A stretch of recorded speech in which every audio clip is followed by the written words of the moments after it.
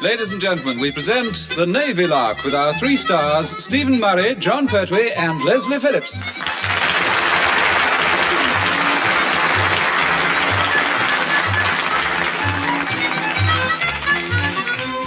We all like going to parties. Last week, all the announcers had one of those parties where everybody brings a bottle. We had a marvellous time. Would have been better still if someone had brought a corkscrew.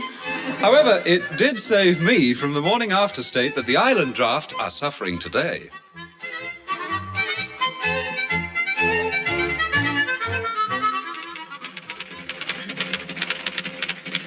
Oh, my poor head.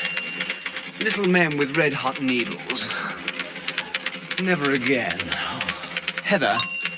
What is it, Flash? Do you have to keep hammering all those nails into that tin can this morning? Hammering nails into it? Oh, Leslie, that noise was typing. Well, it couldn't have been. It was going right through me. Bang, bang, bang. Ooh, the agony. Well, why don't you open your eyes and then you'll see the bangs coming? No, I wouldn't, not this morning.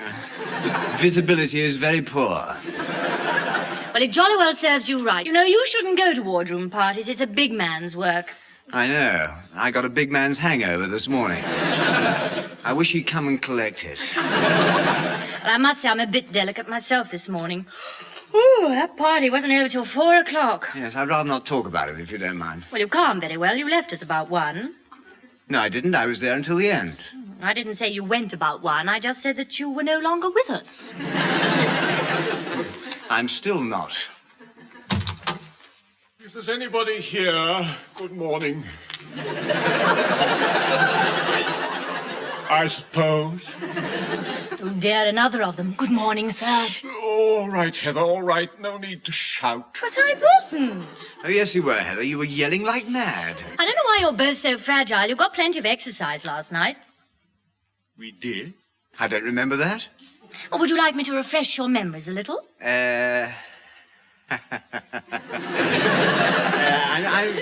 I'm not sure, really. Go on, Heather. Let's have the lurid details. Well, it was about 2 a.m. when Leslie suddenly fell flat on his face on the wardroom floor.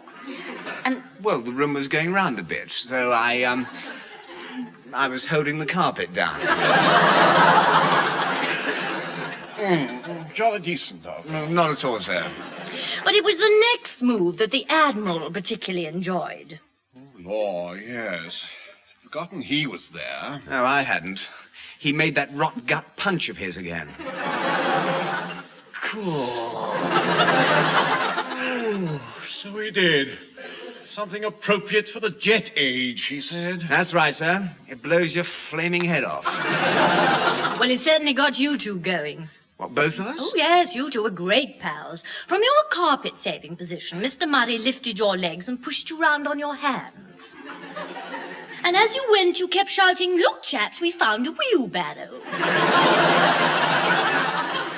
Ah, so that's why my arms are so stiff this morning. Yes, your uniform seems to have suffered a little, too. You look as if you've been left over from a sale of remnants. Ah, you should have seen it earlier, sir.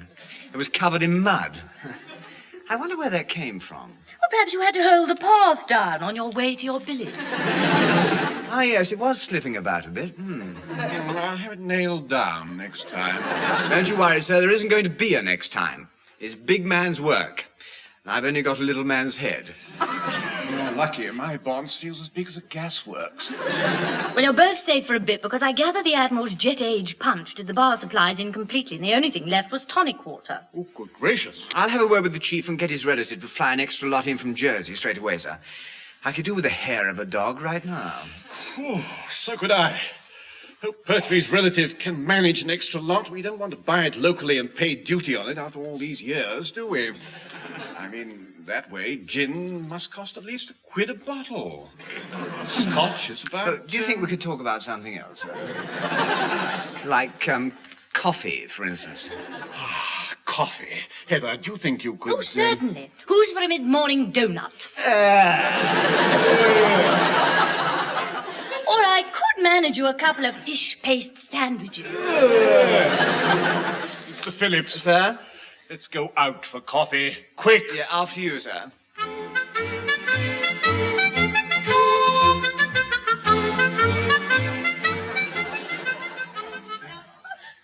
Able Seaman Johnson's hanging out his smalls. Able Seaman Johnson's hanging out his smalls. And if one pair of pants should accidentally fall, Able Seaman Johnson's going up the wall. Johnson. Able Seaman Johnson's hanging out his smalls. Johnson. Able Seaman Johnson's hanging out his... Johnson!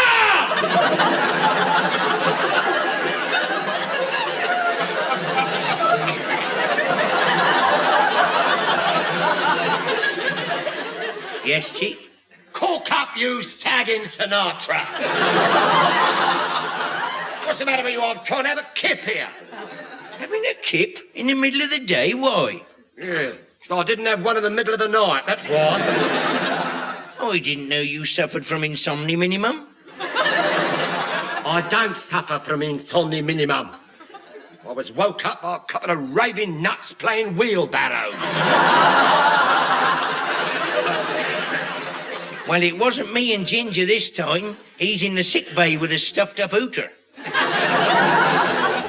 I know he is. He'll be back next week, and we don't want any hooter coming out parties either. I had enough of it last night. Who was it then?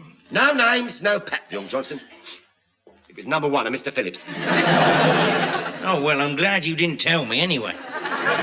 Three times, number one wheeled Mr. Phillips in and leant him up against my bed. Do you know what? They wanted to take Chiefy for rideys. Here, how did you get rid of him in the end, then? I took him outside and I filled number one's wheelbarrow up with mud.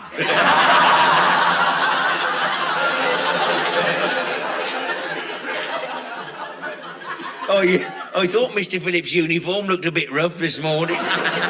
Yeah, and after wardroom parties, it always does. Yeah. Here, last time, they chuffed up and down the jetty playing boat trains.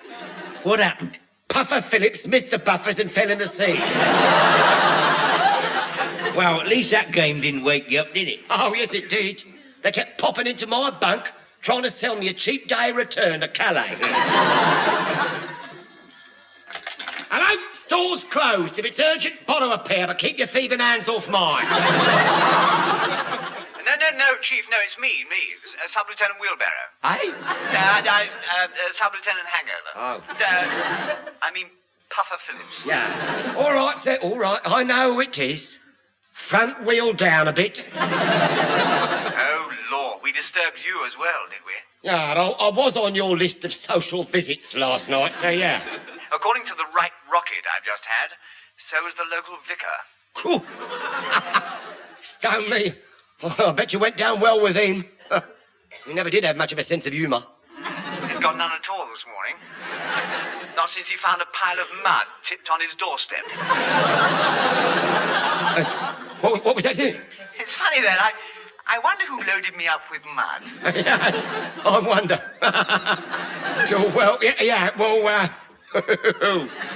Well, was there something you wanted, sir? Oh, yes, I wondered if you could favour us with a do-for. Do a favour for us. It's the bar supplies, Chief. The Admiral's punch did in last month's supply last night. So we were hoping that relative of yours in Jersey might... Yeah, well, it's as good as done, sir. Mind you, revictualling in the middle of the month may come a bit more, expensive than usual. I mean, there's the extra fuel for the helicopter. Never mind the sales talk, Chief. Just send us the bill. Yeah, with pleasure, sir. And you better send the vicar a bottle of scotch, too. Yeah, any message, sir? Such as, is mud on your doorstep? Not likely. Yeah, well, leave it to me, sir. Righto, Chief. Goodbye. Goodbye, sir. I take it that you and that relative of yours in Jersey's just organised another carve-up, then? You could put it like that, Fatso, yeah.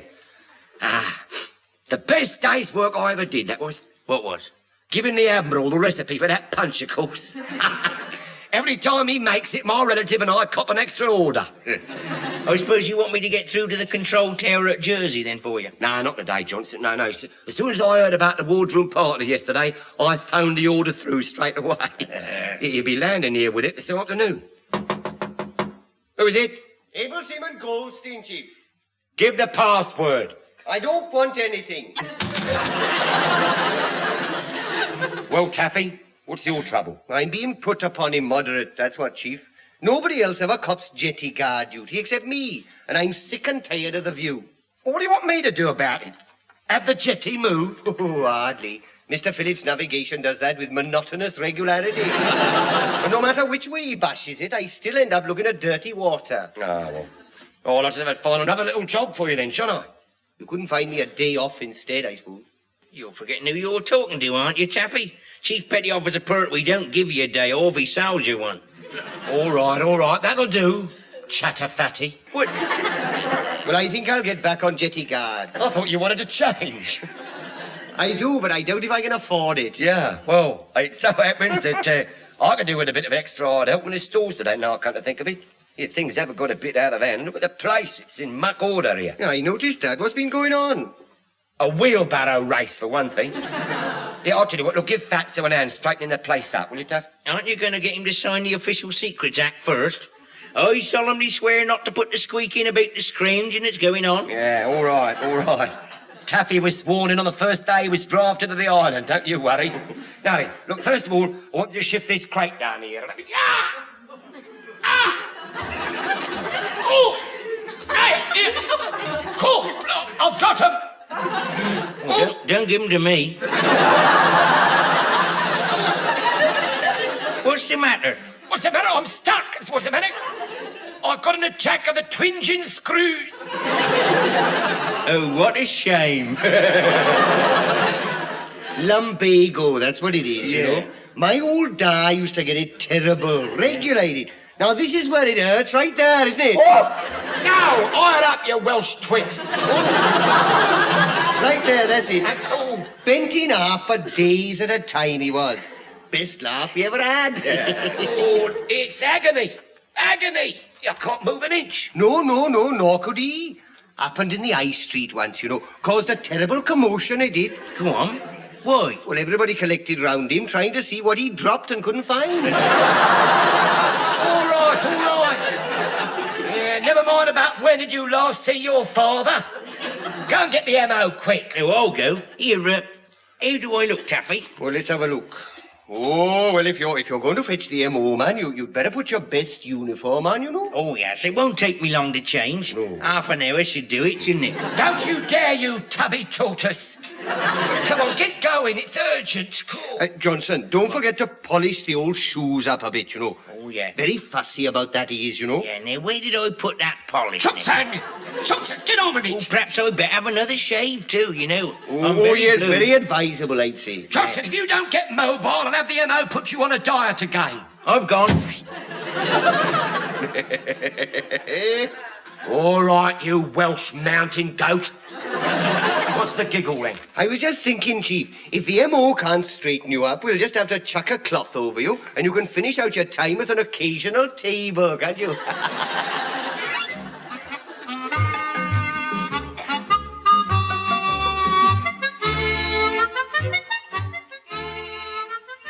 I think I'd better have a pink gin. What about you, sir? Colour's a bit bright. Yes, an excellent morning for pink gins, Mr. Phillips. 2 pink gins, please. 2 pink gins, sir. And Able Seaman Johnson wants a word. Urgent, sir. Yes, he would. Roll him in, then. Well, cheer up, sir. It could have been Commander Povey. Yes. Or the vicar. Yes. Permission to speak, sir? What? Oh, yes, Johnson, but not too loudly. It's the chief, sir. He's got locked. Locked? You mean locked up? No, not up, sir. Just locked. He says it's a touch of the twinging screws, sir. Ooh, nasty. And could the MO come out and put him straight? Well, I doubt it. Wiser men than the MO have tried to do that for years. Well, I'm afraid the MO's not here, Johnson. He was about 5 minutes ago. He prescribed the hair of the dog all round and left. He's a good lad. Well, I suppose you don't know where he went, sir. I'm probably down to the sick bay, having a butcher's at Ginger's stuffed up hooter, I expect. Where is he, sir? Well, the MO is in cracking form. No. I meant the able seaman Ginger, sir. Well, when last heard of, he claimed to be proper bunged up Johnson. I'll pop down to the sick bay and fetch the MO, sir. Yes, I should. Tell the chief how sorry we are he's finally been caught bending. Not if I want to live, I won't. Hello, wardroom number 1 here. It's Heather here, sir. Oh, it is a shame. What? What's happened? Well, brace yourself, sir, but Commander Povey's here. What? Oh, no, not today. He's on his way up to the wardroom now, sir. He's going to be dead unlucky. We've drunk it all. But I don't think he wants a drink, sir. He wants you... He wants what? Well, he wants you... Heather! I'm terribly sorry, I really... But he wants you to... He wants you to go to sea. To sea? Oh, no. Oh, yes. And right now, what's more, bon voyage. Heather! What was all that about, sir? Number 1, where the blazes are you? Lummy, thunderguts. That's what it was about. Over here, sir. Number 1, why aren't you in your office? Well, because the pink gins are here, sir. Mr. Phillips. Oh, never mind. I've got an urgent job for you. You're putting to sea at once. Oh, good. If there's one thing I wanted to do this morning, it was to muck about in a boat. The sea's good and rough, so I don't think I feel very well.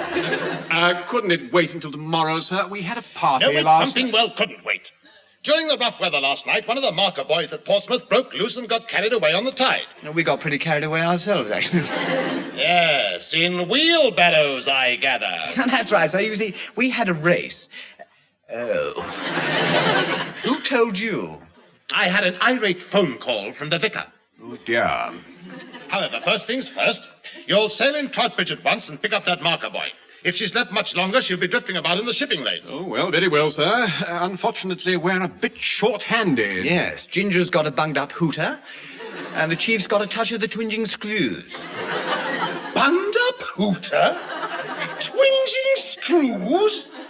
What sort of a medical diagnosis is that supposed to be? Well, our MOs, actually. I might have known he'd be a raving idiot, too. Well, hang on, sir. I'll just see if the chief has been unbent yet. Hello, main office. Oh, put me through to the stores, will you, Minnie Ha-Ha? Aye, sir. Store's closed. Wait for it. It's number 1. Oh, well, we're still closed, sir. I'm recuperating. Yes. I gather you're mobile again, anyway. Yes, sir, it was the MO's minimum what done it, sir. Hot stuff, eh? No, sir, flaming cold. Whew. It's like having a block of ice slapped in the middle of me back. I sprung up like a jackknife. Splendid. We'll see you aboard, then. That's right, sir. Aboard? Aboard what, sir? Troutbridge, Chief. Commander Povey's here, and we're putting to sea at once. We are, sir. Oh, luck, sir. Not the right weather for floating wheelbarrows at all. All right. We'll see you aboard, Chief.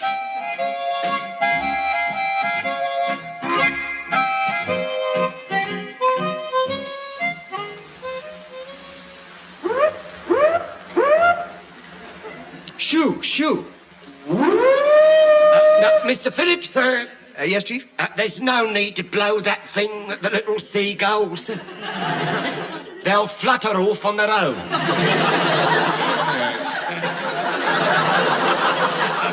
It's also not doing my head any good, so keep your paws off it.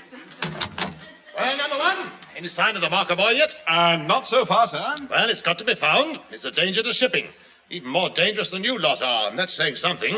It's jolly nice of you to say so, sir. We really do Oh. Bridge number 1 here. Starboard lookout here, sir. Unidentified object ahead, sir. I think it's the boy. Thank you, Goldstein. Let's see.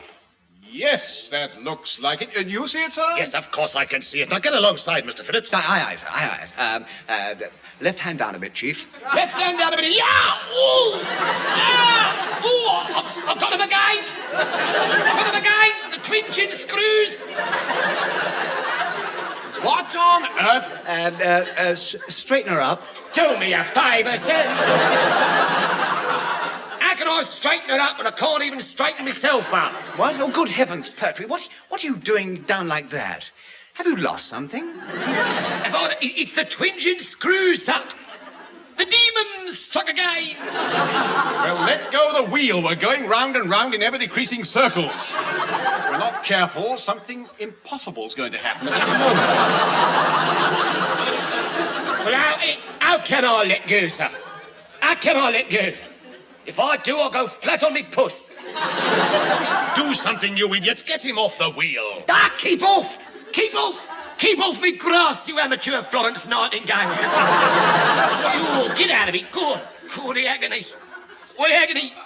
Oh, what a tragic in one so young. Help!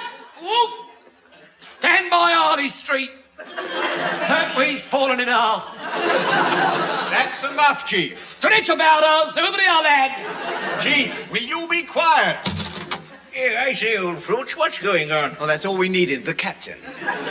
Chief has a touch of the twinging screws, sir, and he's permanently left hand down a bit. I say, he's old sport. I was fishing off the Starn, you know.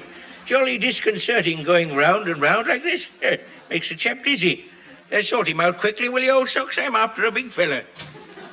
Good. Good grief. Doesn't he ever think of anything but fishing? Oh, yes, sir, yes. Angling. I don't wish to be difficult, sir. Oh, good. Pass me that fire bucket, Mr. Phillips. Well, oh, yes. Here we are, sir. Now, stand right back. Ah, oh, you dog, here I'm soaked. You're also upsy-daisy again. What? Oh, blimey, so I am.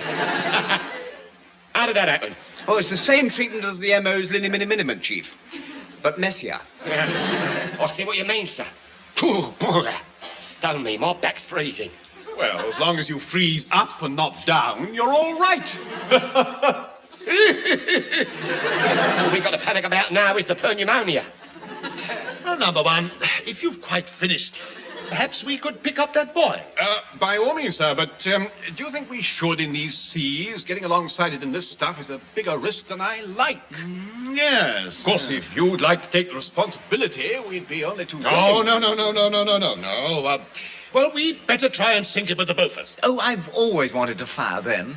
It's not going to be easy, sir. I'll do the best you can. We can't leave it drifting about in the main shipping route like this. Carry on, Mr. Phillips. Fire one clip at it. Oh, rather, sir. Port Beauforts, 1 o'clock, surface, boy, close range, open fire. Port Beaufort's 1 o'clock, surface, boy, close range, 40, sir.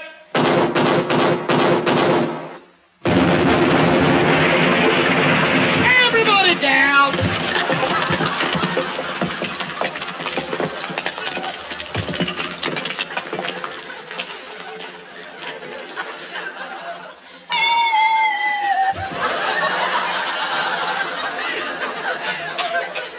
I say, boys aren't supposed to do that, surely.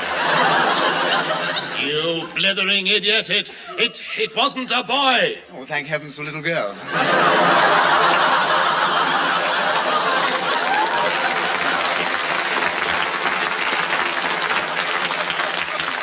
Mr. Phillips, that was a mine. Oh, well, I don't think I feel very well. Could we go home now, please?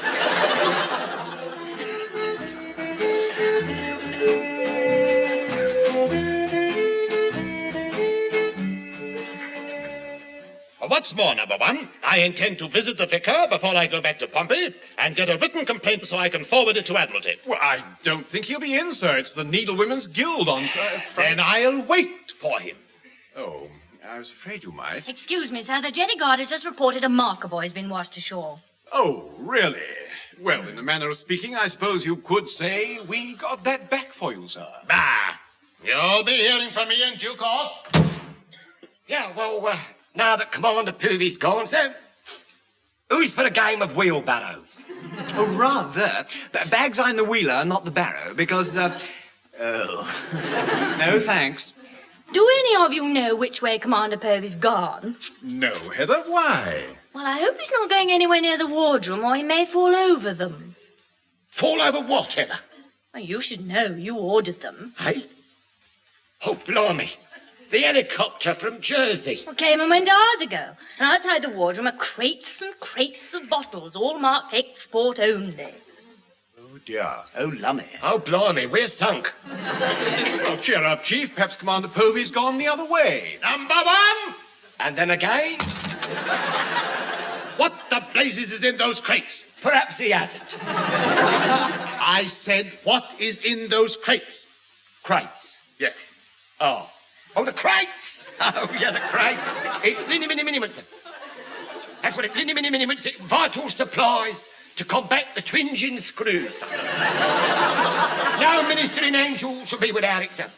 A bottle a day keeps the twinging screws away. Who'll have a bottle of it? Ah! I've got him again!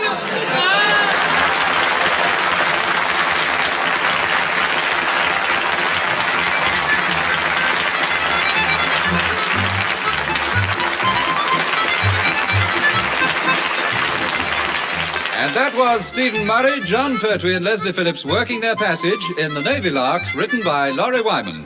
Stephen Murray was the number one, John Pertwee was the Chief Petty Officer, Leslie Phillips was the Sub-Lieutenant, Commander Povey was played by Richard Caldecott, Able Seaman Johnson was Ronnie Barker, Able Seaman Goldstein was Tenya Levens, a rating was Michael Bates, and Heather was played by Heather Chasen. The recorded production was by Alistair Scott Johnston.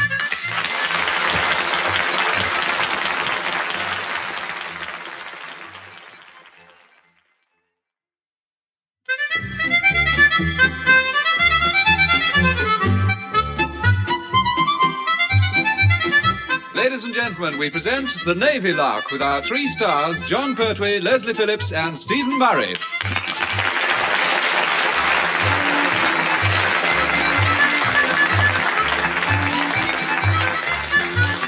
It's always useful to meet one's superiors informally. I bumped into the Director General of the BBC today and we had a cosy little chat. He told me to look where I was thumping well going in future.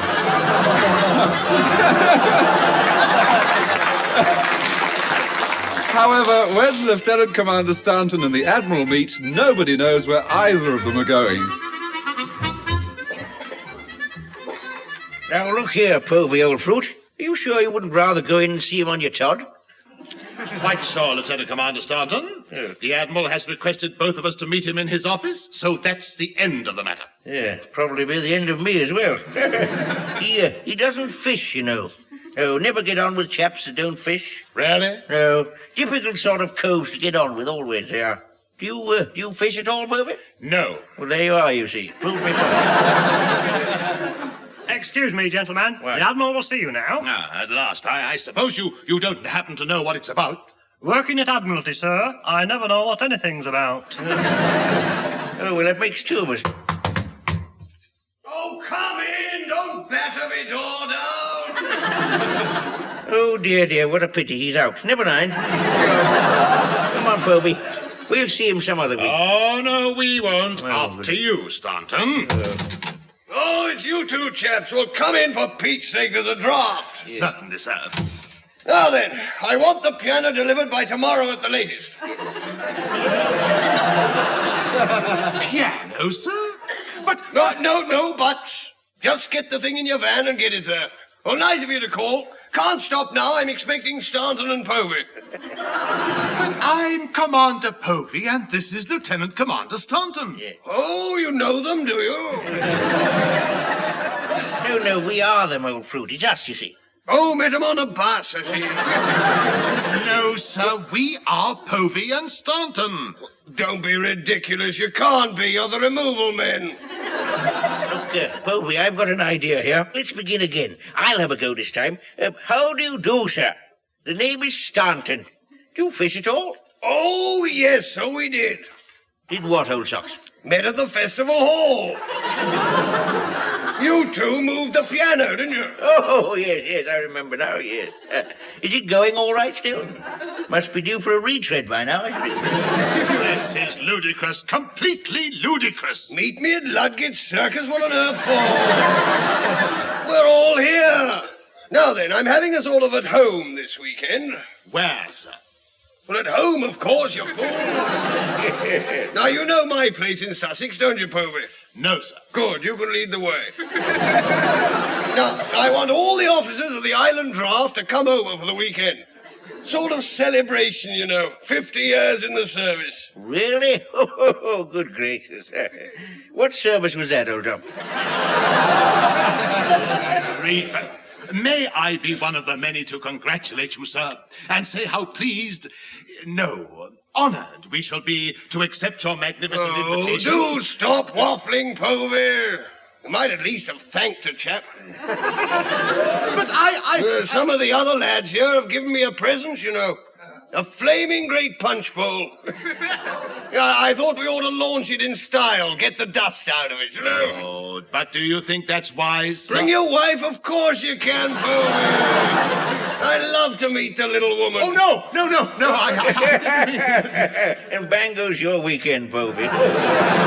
Oh, dear. Walled up with the Admiral and your wife. Oh, my word, life can be hard for some fellas, can't it? Thank you for your sympathy, sir. Oh, do stop nattering now, you two. Yeah. You haven't got time to hang about here. You're supposed to be moving the piano down to my place. By Jove. It's a lovely spot, you know.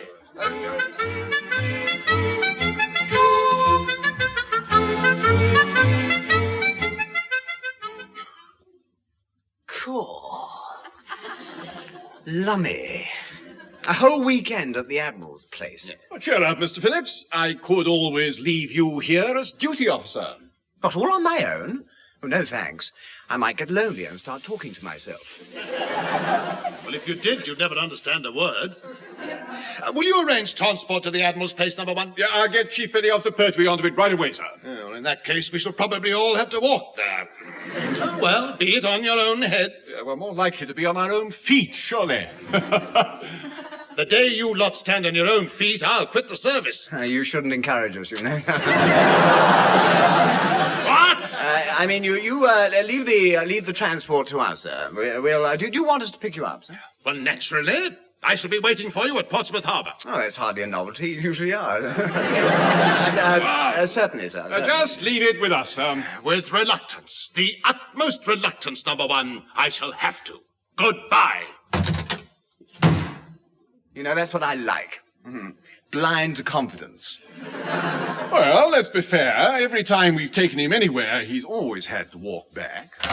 Hello, main office. Oh, Heather, see if you can disturb the chief in the stores, please. No, he's in here, sir. Oh, better still. Ask our fly boy to step into my parlour. Aye, sir. Now, Mr. Phillips, what'll you bet that the moment the chief enters, he'll have a complete and thorough explanation? What about, sir? What's he been up to? I don't know, but if we play our cards right, we might find out before he realizes we don't know. Come in! Good morning, sir, and may I say that I have a complete and thorough explanation. What's more, sir, I've got 14 independent witnesses who happen to be in Outer Mongolia for the...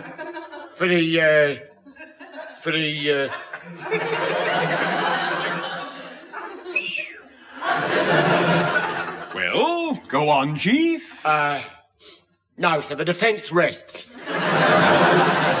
But what about this explanation? Explanations? Yeah. Explanation about what, sir? Well, about the, you know. Of course, if you were thinking of the little matter of the...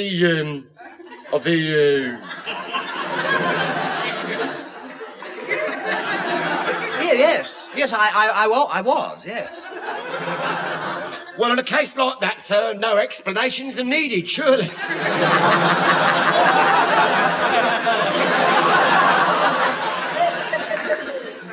Oh, aren't they really?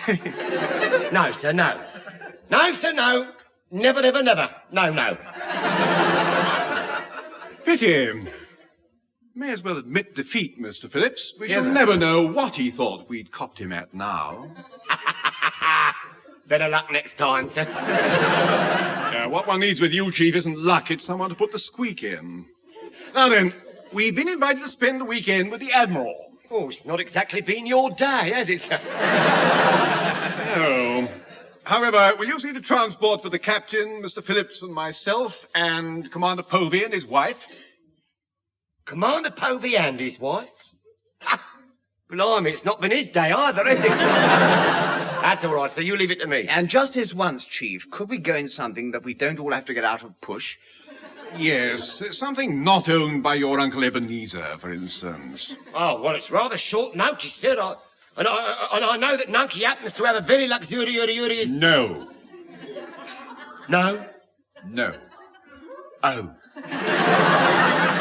And what about some sort of gift to mark the Admiral's long service? Yes, that's a thought. We ought to give him something appropriate. What had you in mind, sir? HMS Victory? You know, that's an idea. How much would she... Oh. That's ridiculous. We'd never be able to move her in time. Now, wait a minute. Let me see if I can think. Yeah, I know, sir. Yeah? How about a set of hockey knockers? Hockey knockers? Why hockey knockers? Well, if you must know, sir, I've got a set on my hands. In that case, you will have to hock 'em. Any other ideas? Any other ideas? Now, wait a minute, sir, give me time. Yes, sir, I know. How about a flaming great punch bowl? Oh, have you got one of those on your hands, too? What, me, sir? The very idea. No, I haven't, sir. But Uncle Ichabod has. Well, that sounds the very thing. Unless it's made of pale pink plastic. Oh, no, sir. No, sir. Rolled gold, I'm told. Oh, splendid. Well, that's settled in. And we leave it to you to fix up for transport to pick us up at Portsmouth. Righto, it's a pleasure, sir. I'll attend to it with the utmost alacrity, sir. And, what's more, I'll get a move on.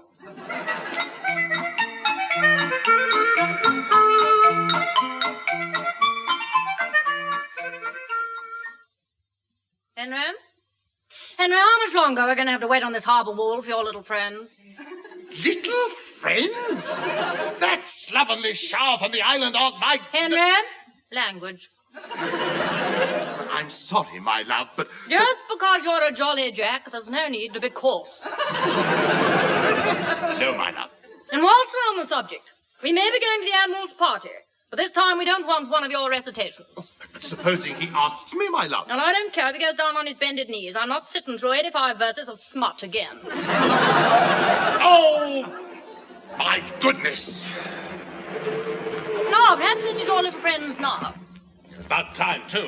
Good morning, sir. Sorry we're a little late. It's my fault, actually, old turnip. I got me rods caught up in the spokes getting in, you know. Well, never mind. Let's get started. Yeah, good idea. Hello. Who's the old dragon in the feather tit for then? Is it the car park attendant? Lieutenant Commander Staunton, this is my wife. Oh, well, I don't think I'll go after all, chaps. No. Carry on without me. I'll just have a bit of a fish instead with him. Oh, no, you won't, Staunton. For once you're... Henry! Yes, my love. I don't know what you're squabbling about, but stop it at once or stay behind. Oh, but he... Not another word, now help me into the motor. Allow me, your Poveyship. Pertwee, what are you doing here? Well, it's surprised us too, sir. He's our chauffeur, apparently. It's just saving a bob or two for the old country, sir. I mean, never let it be said that a Pertwee wasted so much as a penny of the nation's purse. If it is in his humble power as an honest sailor man... Oh, shut up, Rothschild. After you, Mrs. Povey. Perhaps you'd sit next to Mr. Phillips in the... Chief. Sir? Where is Mr. Phillips? Well, he's in the... Isn't it marvellous, isn't it? I knew I should never have let him show me out of the garage. I suppose the fool is still there. Well, last seen, sir, he volunteered to shut the garage door, so he's probably still locked up in a lock-up, sir. Lucky chap. Yes, well, let's get back and let the idiot out. We'll never get to the Admiral's place before sundown. I know we won't.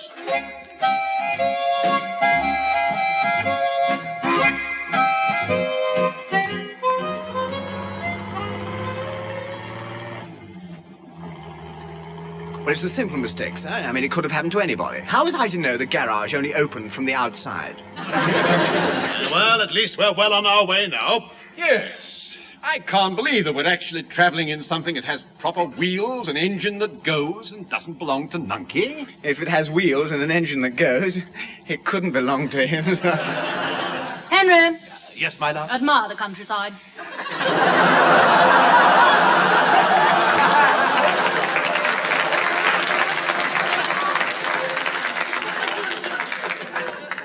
Oh, certainly, my love.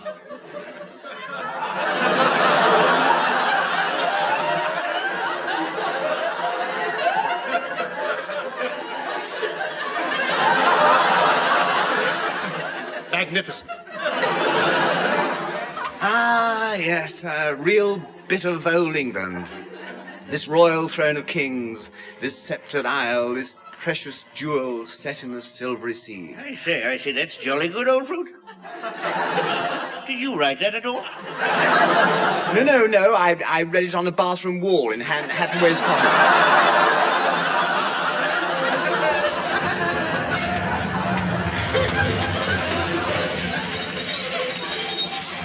Now, what on earth? Oh, I knew it. I knew it was too good to last. Well, Chief? It's a slight mechanical disaster, sir. Oh, never mind about the... What the blazes? Henry, language, I shan't tell you again.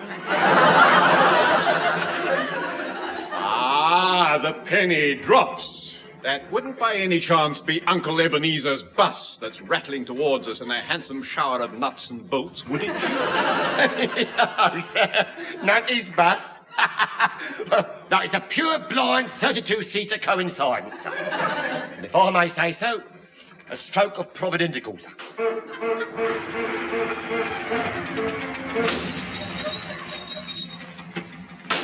Watch your Nunky! Here, we've broken down. All right, Chief. We'll come quietly. Everybody out! Don't forget the punch bowl for the Admiral. It's in the boot, sir. I'll get it out whilst you get aboard the bus. Yeah, I'll give you a hand. Hello, Chief. Fatso! Stone me! A 32-stone steerway. Johnson, what are you doing in that boot? I'm getting cramp in my left ear. No. That's not what Mr. Murray meant, you nit. I heard that there was going to be a party. And when there's parties, there's free grub and puddings with ice cream in. And cakes with jam on in. I know, so you thought you'd nip out for a nibble and nip back again, eh? Yeah, sort of acting unpaid food taster. I'll deal with the pair of you when we get back. But in the meantime, for goodness sake, let's get going. Come along, everybody. I said, now get aboard the bus, you gorging greedy guts. Righto. Now, and take the punch bowl with you. Punch bowl? Yeah, the punch bowl, the one I told you to get from Uncle Ichabod's. What? Oh. Don't say you've forgotten the Admiral's present. No, I haven't forgotten it, but I don't think he's going to like it. Why not? Well, I thought you said punch ball. There it is in the boot, look. I got him a Freddie Mills cast off. I'll cast you off in a minute. Now get aboard. Hold very tight, please. Off we go. Off we... Off. Everybody out and push. Oh, really, this is too bad.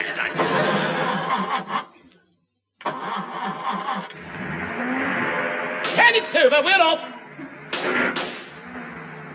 Hey, I say you chaps! Hey, come back! Sounded like Mr. Phillips. Yes, it was, sir. Yeah, pull up, Nunky. Nunky, pull up. Eager Beaver was out the back pushing. Not likely. I'm not stopping now. He jolly will have to run behind. Hey, wait for me! Keep going, Mr. Phillips, sir. So another 10 miles and only 5 of them are uphill.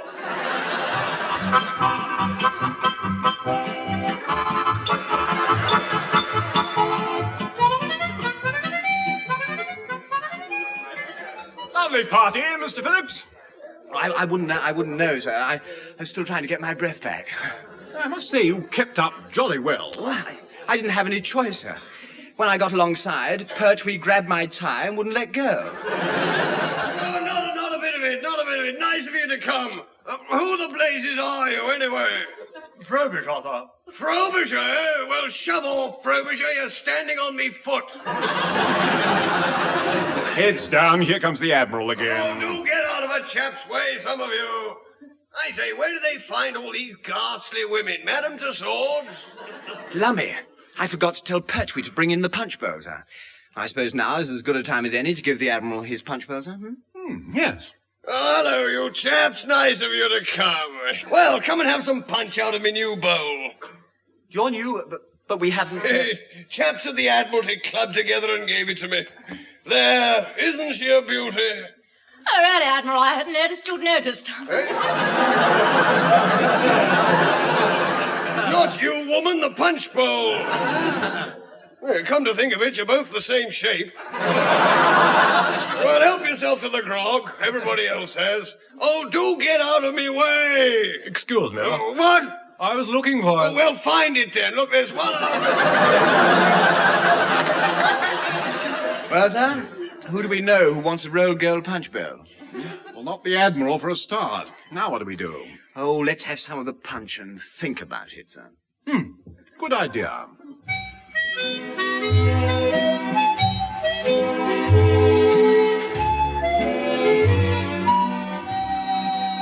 Yes, wonderful party, yes. Whose is it? Yours, sir. Mine? Oh, I say, I'm glad you told me. I was just leaving. Hello, you two. Yes, nice of you to come. Have some punch. Oh, we have, sir. Lots and lots and lots and lots. Never mind about the tots. Have a jug full. Everybody else has. The hunting will shake up the old liver in the morning. Hunting? Did you say hunting, sir? No, hunting. You'll join us, of course. Oh, we'd love to, sir. Good show, good show. Oh, mind out of a Pete's way for chap's sake. Know me, who dug up these terrible women? They all look like Whistler's mother. Well done, Mr. Phillips. Now you've got us mixed up with the local hunting lot. Well, it'll get us away from Commander Povey, sir. He can't ride, sir. Neither can I. Oh, well, now that you come to think of it, sir, I can't either, sir. We're doing well, aren't we? We turn up with a present he's just had from somebody else, and then we agree to hunt on a horse we can't ride. Hey, what about that punch bowl, sir? Do you know what? Do you know what, sir? It's dead easy. I've been thinking. Cheers, sir. Bang ho. And what of you, Phillips, Mr. Thunk?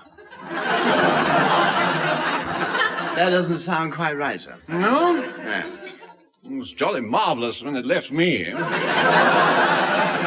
Must be the atmosphere is bad for reception. No, probably. More Phillips, Mr. Punch? Oh, definitely. I heard you loud and clear that time. That's odd. Why, sir? I don't remember saying anything. You said that's odd, sir. So I did. What's odd? Well, you saying that's odd, sir. I suppose. Is it? How odd. What is, sir? The fact that you've been having a Phillips, Mr. Thunk. So I have. Odd. There. I say. I say, sir. I've got a perfect solution. I'm a genius, that's what I am. I'm a genius. I'm a genius. Oh, pardon me, sir. What's the solution? We'll knock it off, sir. Gracious me. Are you suggesting we should punch the Admiral's pinch bowl and then give him ours? Oh, you're shocked, sir. Profound. When shall we do it? Now, sir. Right. You keep caving, and I'll nip out of the French windows with it. Oh, bully for us. 3 cheers! Well, Jesus, well, Jesus, Shh. Ladies and gentlemen, at the Admiral's request, I should like to give you a little recitation. Henry? Yes, my love. No, smart.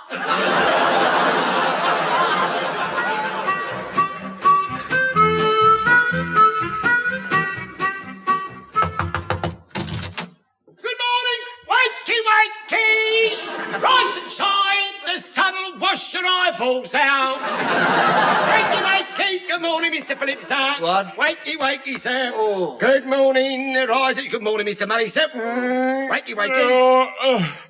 Oh, it's you. Yes, sir. What time is it? What time is it, sir? Time to scarper, sir. But it's only Sunday morning. Ah, well, it's not Sunday morning you want to worry about, sir. It's Saturday evening. What? Oh, lummy. I'm a genius. I'm a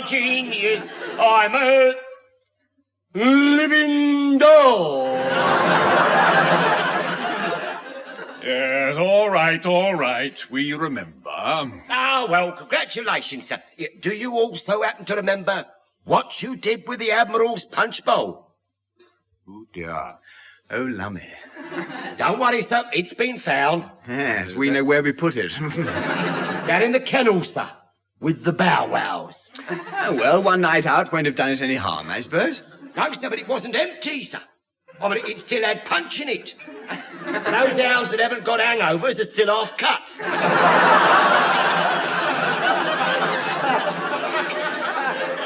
Oh, Lord. And it was the hunt this morning. Yeah, it was. It's right, sir. I got Johnson to whip up 2 terriers, a bull mastiff. Yeah, a peak and a pom from the village this morning, but the gentry with the horses wasn't having any. Funny, Lord. Chief, who found the punch bowl? Commander Povey. Oh, he would. What was he doing in the kennels, anyway? Well, he'd been there all night, sir, by arrangement with Mrs. P. Well, at least we've heard one bit of good news, huh? You know, none of this would have happened if only we'd had a present for the Admiral. Well, he's got one now, sir, and he's loving it. What on earth did you get him on a Sunday? Driving lessons, sir. That's it, a course of driving lessons from Fatso's. They'll be past your window again in a minute. Again? Thought I heard something. Do you mean Johnson's giving the Admiral driving lessons? Yes, sir. Here they come. Attaboy, cannonball! Lummy, the Admiral's driving Nunkey's bus. Gangway! Oh, do get out of me way. I'm dangerous. Gangway! Whoa, sir, stop. Brakes. Put the brakes on, Oh, sir. do shut up and tell me what to do. Look out, he's heading this way. Drop anchor, sir. Everybody down! Blimey, right in the hockey knockers. What have I bid for 2 ton of corrugated iron? Get your 32 tatty tip-up seats here. Horse at $1 a pound. Come along now.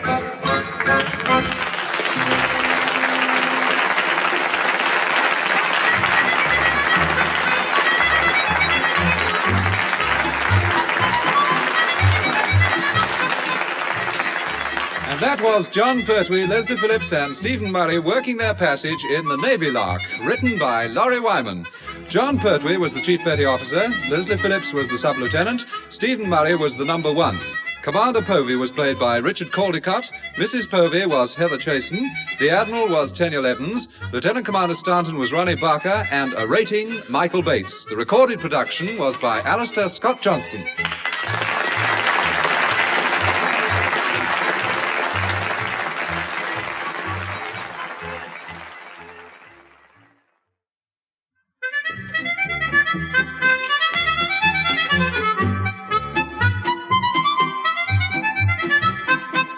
Ladies and gentlemen, we present the Navy Lark with our 3 stars, Leslie Phillips, Stephen Murray, and John Pertwee.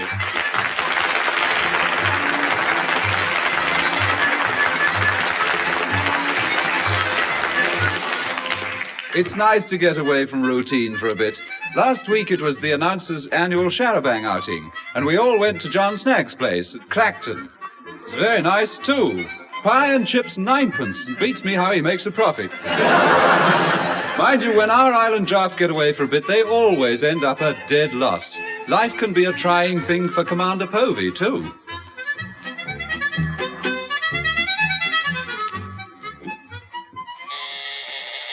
Hello? Your wife is on the phone, Commander Povey. Again? Again, sir. All right, put her through. Henry, Yes, my love. are you wearing 3 socks?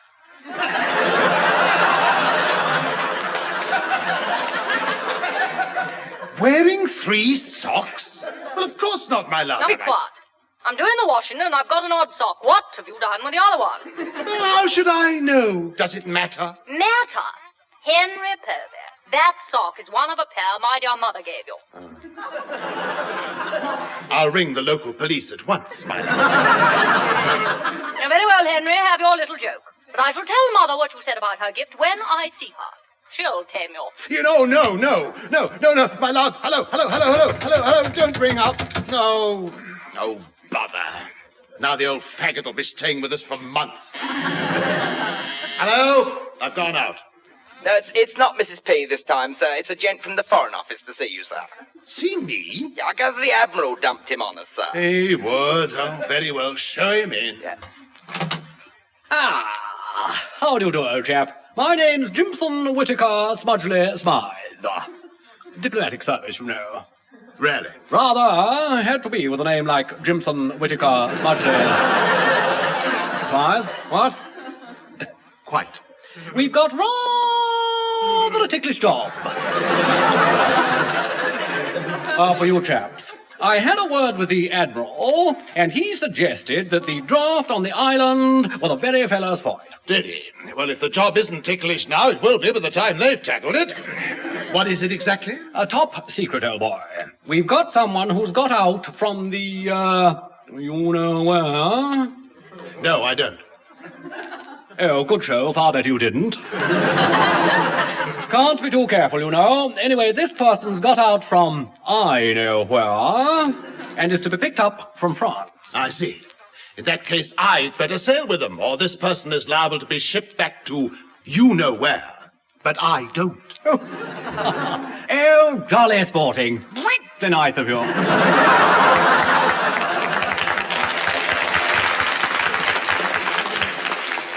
Yes, well, I'm going over to the island shortly, and I'll see to it that they are as prepared as they're ever likely to be.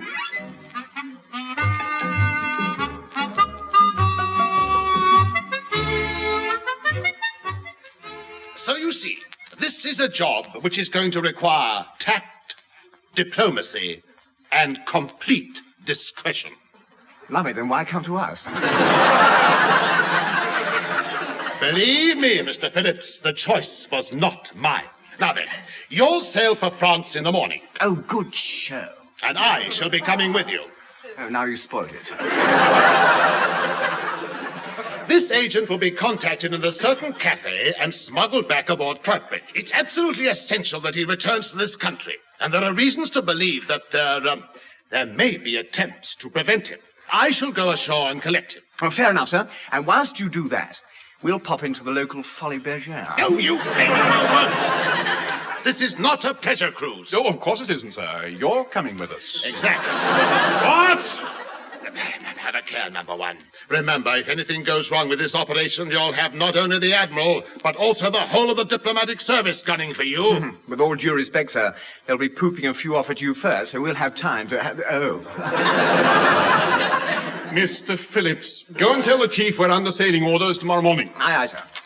And tell him when we get to France, he can't take French leave. He's more likely to take a British liberty. I'll go round to stores straight away, sir.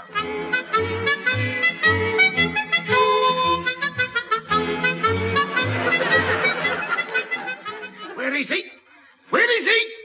Where's that flaming Pierre? That's what I want to know. Where is he? Where is he? I don't like this, Johnson. I don't like it at all. No, we didn't think you did somehow.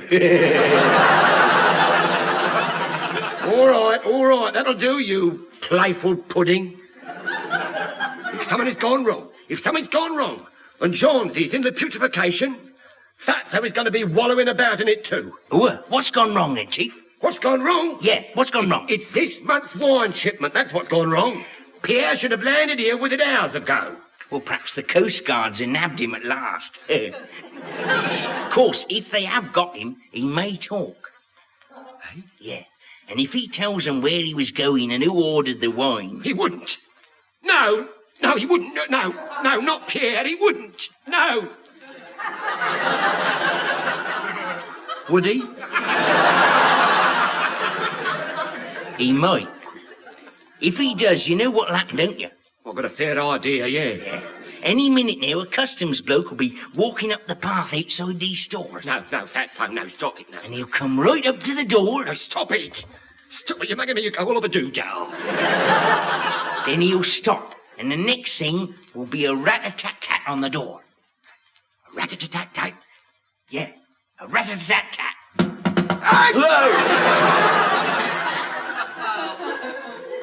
Chiefy! Not guilty. I want Mr. Mrs. Dimitifa. Clear the court. Hands off of me, lad. Sacre bleu! What is going on, huh? I wish to call for each evidence, which... Stone me, it's you, Pierre. It's you. Cool, you're here, and it's you. Pity that spoilt my day, you have, Pierre. Watch it, it may be your last. Pierre, where have you been? Swimming, mon ami. Swimming? Look, here I've been doing me, steady me clerical nut looking for you, and you've been swimming. I did not have the choice. My boat is at Earth.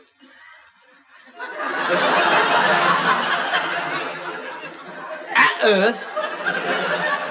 You mean at ground, you clot. How the purple people eater did you manage that? Manage it? Oh, no trouble. It was easy. Bump, bumpity bump, crunch, is done. What did you run aground for?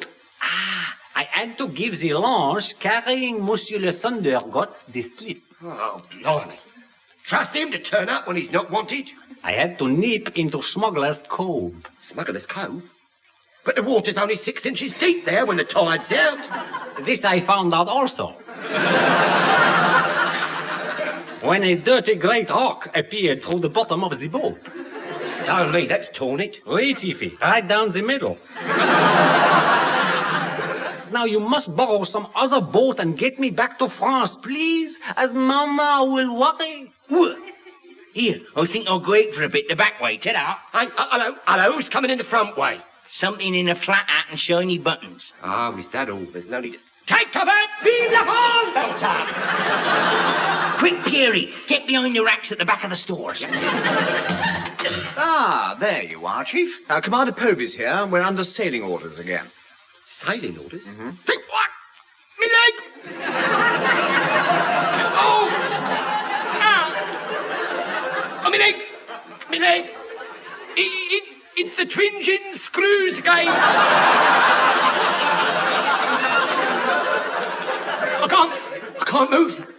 I can't move. I can't move my leg. I can't move it.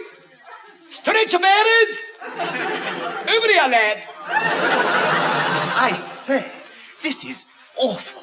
Yeah, and so sudden, too. The pain.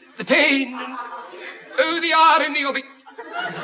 Just as I was to have the chance to serve the flag in foreign parts, I get struck down in my primes. Oh, the agony.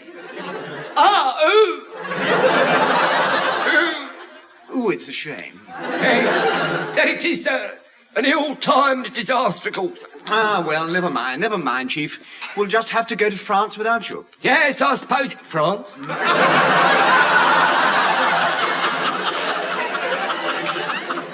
Did you say France? Oh, yes. Oui. Wait! I'm cured! Mr. Phillips said it's magic, I'm cured. Never a drop of liniment and I'm cured. By Jove, that's absolutely remarkable. Remarkable recovery. It was so quick. Yeah. If you said we were going to France earlier, it could have been a lot quicker, sir.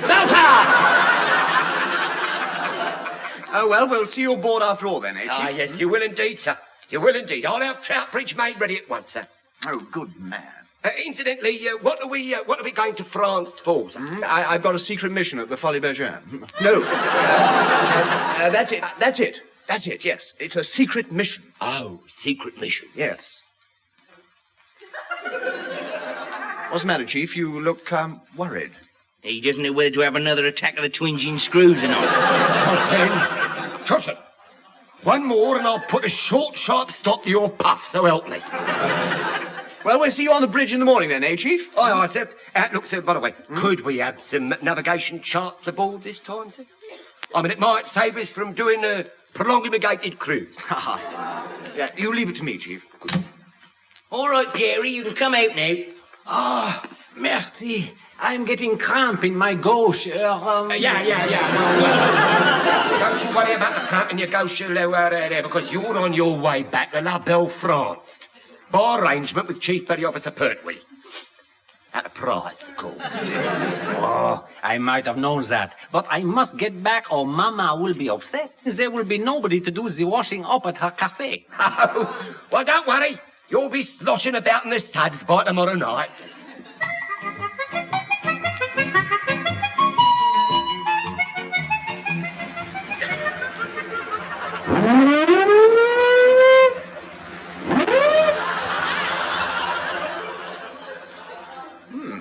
A left hand down a bit.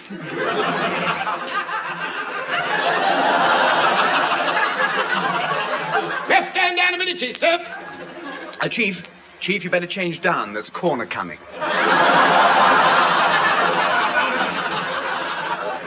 Change down, there's a corner coming, sir.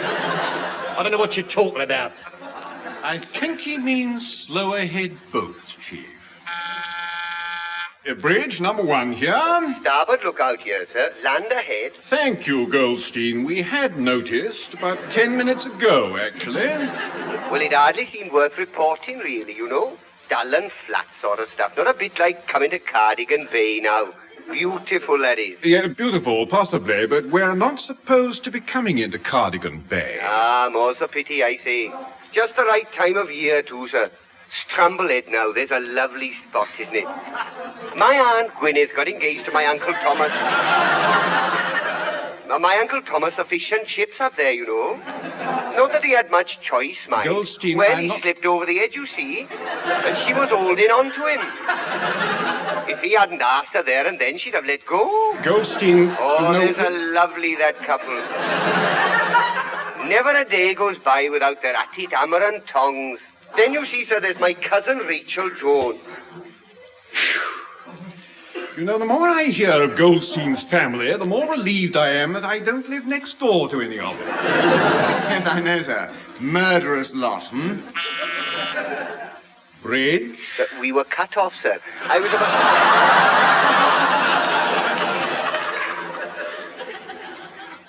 about to tell I you... know we were, Goldstein. I did it. Well? Then it was jolly rude of you.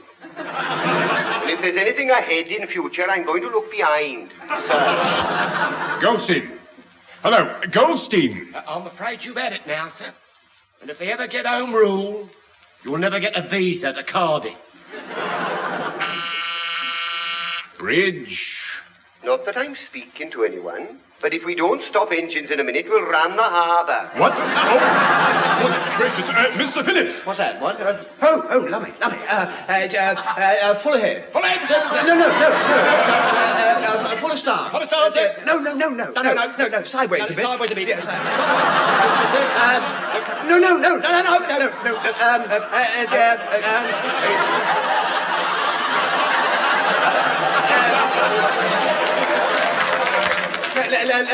Left hand. Left hand. No, right hand. No, right hand. Yes. No.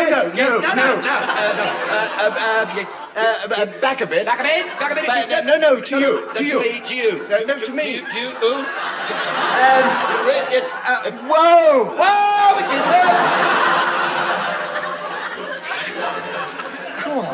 Cool. That was a near thing. Can I open my eyes now? all clear, sir. I'll chuck that French armour rope, sir. Oh, Monsieur! Voulez-vous catcher our dirty great rope? S'il vous plaît. Oh, sí, señor. Muchas gracias.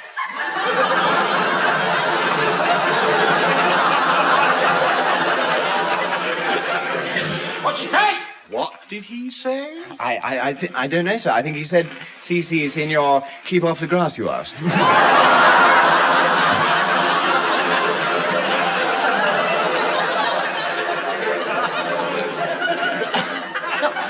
Honestly, sir, isn't it just our luck, sir? What? Well, I mean, picking a Frenchman who only speaks Spanish. Chief, sir, ask him, will you? Aye, sir. Aye. Who the blazes est we? Sí, señor. Throw the rope, I catch. No. I said, where are we? In Spain, señor. You like tickets for cup final bullfight? Oh, no. I think no. That'll do, Chief. Well, Mr. Phillips? No, not all, sir. No, I think I got a touch of the sun, sir. Bridge, number 1 here. Optimum here, this is Commander Povey. What have we stopped for? Oh, Mr. Phillips is just checking his navigation plots, sir. I see. You mean the fool's lost again? Oh, no, sir. No, we know exactly where we are. Now? Well, for goodness sake, get on the way again, or...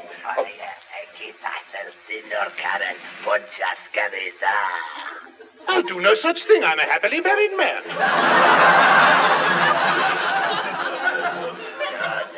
No, señor. Usted aquí. Oh, I see. Certainly not. Go away. Go on. What's going on, sir? Well, there's a man chattering through my porthole. Yeah. What do you want, sir? Well, he wants to know if I require tickets for a cup final bullfight. Mr. Phillips. At once, sir. Spurs down both, Chief.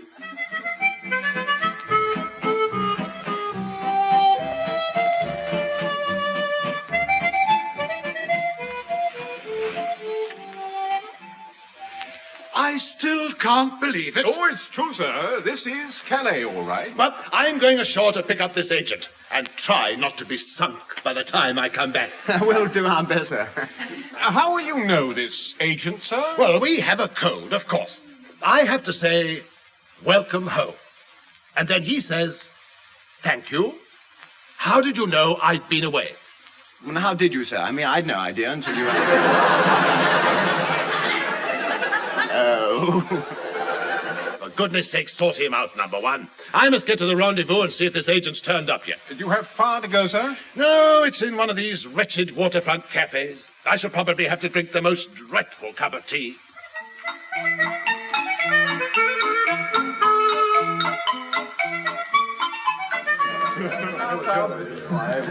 I'm going to play... Here, Mrs. Goldcombe. Hey. Mrs. Goldcombe, here. Mrs. Goldcombe, the waitress, please. Hey. Vidi, Vicky, easy. She must be English. Here, have you made up your mind what you're going to have yet, Fatso? Yeah, about 6 months in the nick if we're caught ashore without a pass. Oh, look, will you stop worrying? What? Look, now we've got Pierre back, he's invited us here to have anything we fancied on the Maison. Pass or no pass, we're having it. Well, what have they got then? I'm starving. Let's have a look at the menu here. Hang on, look at it here. Look at this, lovely. Look, snails on toast. Yeah. Frogs' legs on toast. Yeah? Chocolate-covered ants. Well, you can scrub round the rest, so I just lost me appetite. Well, look, we've got to have something. Why? Because I like the idea of Pierre having to wash it up for us afterwards. Hey, there is Pierre now. Look. Oh, yes. Here, Pierre. Here, what have you got that sticks to the plates after? Oh, I've got something sticky, all right, but you won't like it, Jonesy. Why? What is it? Grasshopper marmalade? Yeah. No, it is Commander Thunderguts. He's here. Where? There. Blimey, so he is. Well, he's entitled to pop in for a snack, you know, if he feels like... Help! I don't want to go in the neck. Keep your voice down, you nit. All right, I don't want to go in the neck. Pierre, look, go and find out what he wants. Right. Pardonnez-moi. Oh, mind your chien, madame. Pardon. How do you do, Commander Povey? What? Who told you my name? Yes, I get it. Welcome home. Oh, thank you. How did you know I'd been away? As I thought. Quick, there's no time to lose. We must get aboard while you're still safe. But, monsieur, please leave me go. No, come on, man, quick. I mean, beat the alley boots. No, whatever wait. it is. Au revoir, Mama. Well, don't be sloshed. Here, what's old Thunderguts playing at? Looks like a bit of cops and robbers to me. Hello, boys. Is there something you wanted? Yeah, who said that? Oh, it's you, Mrs. Garcon. Hello. I am waiting for your orders. Yeah, well, that is, that is...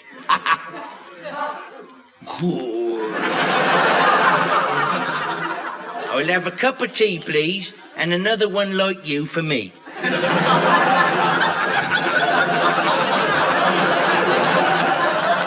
Pardon? Never mind my peasant friend. Do you sort of come here often, like? I live here with Maman and Pierre. Oh, well, in that case, welcome home. Thank you. How did you know I'd been away? Well, you've got snow on your sweater. Quick, we must get aboard at once. They cannot be far behind. Can't they? I mean, who can't? What are you talking about? You know who from you know where. I don't even know who knows what from you know which anymore. Hurry, we must get away to your ship before it is too late. Come on. No, wait a minute. No. Women aren't allowed. No, wait. Hey, wait a minute. Here, help. Pertwee's been kidnapped.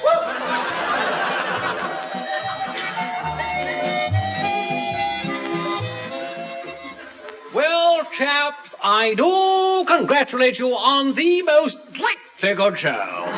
No, it was nothing, sir. We in the senior service are always only too pleased to undertake any task, no matter how delicate, difficult, or dangerous. You know, he sounds like Pertwee doing his England Expects bit when he's in the muck. I heard that, Mr. Phillips, and you'll be in the muck as well in a minute. Chief Petty Officer Pertwee already is. When we got back to the island, I caught him trying to sneak a young woman ashore. Lummy, bully for you, Chief. Rather. And she's told us all about it. Cracking good show on his part. Deserves promotion. Well, I think I could say in all modesty that I'll...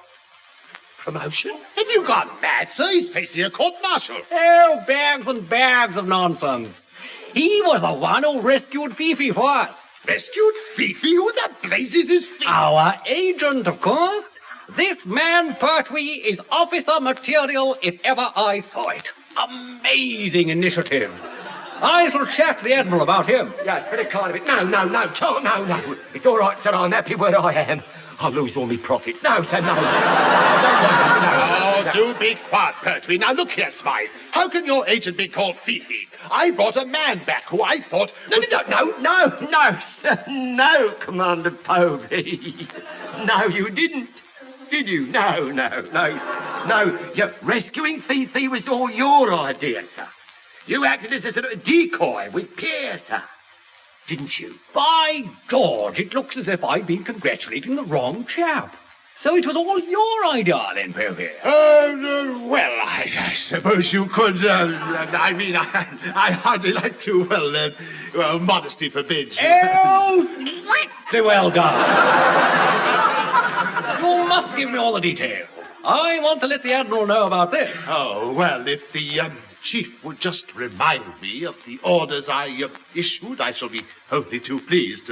No court marital, sir? Of course not, Chief. Just my little joke. No promotion? Never ever neither?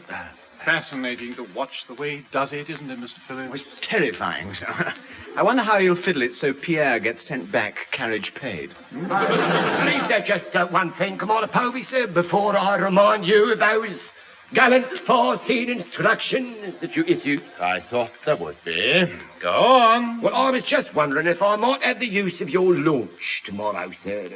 A friend of mine has left his liniment on a beach near Smuggler's Cove. And he wants to get it to his mum in France. Yes, of course, Chief. Yes. Help yourself. Well, that's that. Game, set, and match. Hello? Oh, one moment, please. It's for you, Commander Povey. Me? Hello? Henry Povey, I want a word with you. Oh, Lord. I mean, yes, my love. Who was that fast-looking wench who was seen talking to on the jetty earlier? And in front of the Chief Petty Officer, too. Have you no shame? My love, she was an agent. We just... Don't try to fib your way out of it, Henry. Now, why didn't you come home last night? Well, I heard you were in France with that Huddy.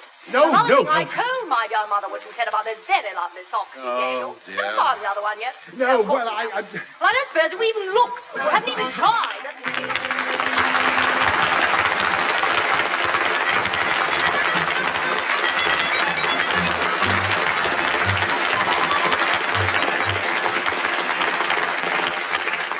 That was Leslie Phillips, Stephen Murray, and John Pertwee working their passage in the Navy Lark, written by Laurie Wyman. Leslie Phillips was the sub-lieutenant, Stephen Murray was the number one, John Pertwee was the chief petty officer.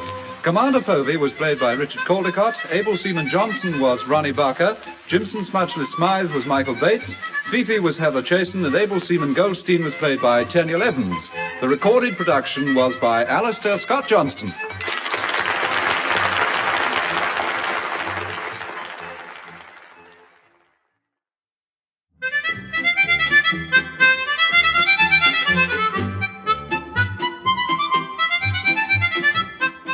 Ladies and gentlemen, we present the Navy Lark with our 3 stars, Stephen Murray, John Pertwee, and Leslie Phillips.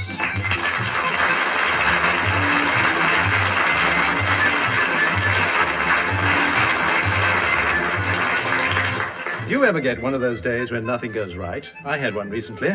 During an interview on Woman's Hour, I picked up the wrong notes and told thousands of housewives to hoist their Shannons over their fastnets. If any of them are listening at present, you can let go now, ladies. On the island, certain events are occurring which will ensure that number one has one of those days too.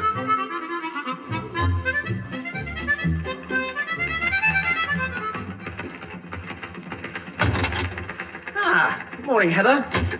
Good afternoon, Leslie. Hey, now steady on. You know, I'm not as late as all that. I mean, it's only, Well? Good afternoon, Heather. Is number one about? Yes, about to do his nut. He's been looking for you. Well, he can't look far. I've been in bed all the time. Oh, yes. Why didn't he wake me up? Well, he couldn't. Nobody ever can. It's just a sign of a contented mind. Nothing wrong with that, is there? Oh, no, your mind couldn't be otherwise. It's never awake long enough. Well, that's true, I suppose. There you are, old fruit. Oh, lummy, it's the captain. Have you had a good morning's fishing, sir? Don't be ridiculous, old top. I never have a good morning's fishing. The afternoons are a complete write-up as well, usually. Oh, cheer up, sir. You never know your luck, you know. That's where you're wrong, old socks. I do. It's shocking. Last time I caught anything, it was a pair of old boots, you know. Oh, they might have come in handy, sir. Oh, they did. They were mine, old socks. Yes, I knocked them over the side trying to get a big fella, you know. Had to squelch all the way home. The dye came out of my socks. I had bright blue tootsies for a week. Well, at least they made a change, sir. Yeah, but they didn't suit my ankles a bit. It wasn't me, you know. Excuse me, sir, but did you want to see number one? Why, has he got blue tootsies as well? Oh! I see what you're getting at, me old flower. Yes, I do want to see him. I've got a complaint. Oh, buzz it, there's the blower. What? I mean, oh, blaz it, there's the boozer. Yeah. Yes, well, don't fight it, old fruit. I'll go. Oh, so you've got up at last. Congratulations. Thanks very much, old sport. Oh, good gracious. I'm sorry, sir. I thought it was Mr. Phillips. Oh, I see. Oh, well, I can go back to bed again then. Good night. No, sir. No, wait. Did you want to see me? See you? Oh, yes, I did, yes. I've got a serious complaint. Really, sir? What is it? My tootsies are bright blue. No. That can't be right. Think again, Head. Think again. They must have something else. There was something else. Well, I should have thought bright blue tootsies were enough. Yeah. Well, it won't happen again, you know. I've boiled them now. Boiled your tootsies? No. Me socks, you fool. You really ought to listen to a chap, you know. It's well worth it because, my word, I come out with them at times. You do indeed, sir. Yes. Well, now, what's this complaint of yours? I must say you're not looking so good. Oh, no, I'm fine, sir. No, you're not, you know. No, you definitely look a bit green about the gills, old suet. Yeah. Better than looking blue about the tootsies, of course, but I'd have a word with the M.O. if I were you. No, really, sir, there's no need for the M.O. to look at me. I'm perfectly all right. Oh, well, you better have a look at him then. He's in a shocking state. Been taking his own tablets, probably. Off you go. Yeah, but I've got so much to do. Oh, that's all right. Phillips can cope. You're joking, of course, sir. If I left him in charge, we'd be sunk. Yes, we would. Sunk. Good gracious, I've just remembered what I came in for. Have you got any sticking plaster on top? Sticking plaster? Yes, my boat's got a leak. Oh, not that it matters now. It probably went down ages ago. Wagglers and all. Well, you better have a word with the chief, sir. He'll fix you up. Good man, and you better have a word with the M.O. See if he can fix you up. Good gracious, you do look rough. Oh, and I feel fine, sir. At least I did. Yeah. Well, go and chat to him anyway, old Jampot. He gets pretty lonely, you know, sitting there in the sick bay just counting his bandages, you know. Oh, very well, sir.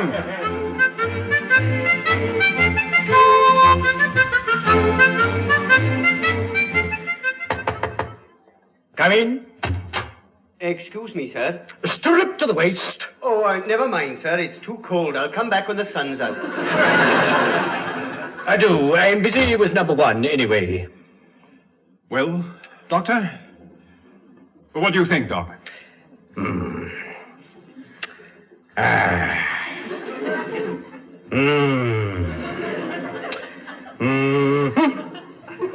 What's the verdict, Doctor?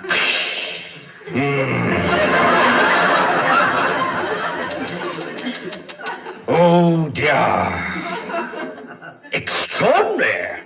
It's not serious, is it? Serious?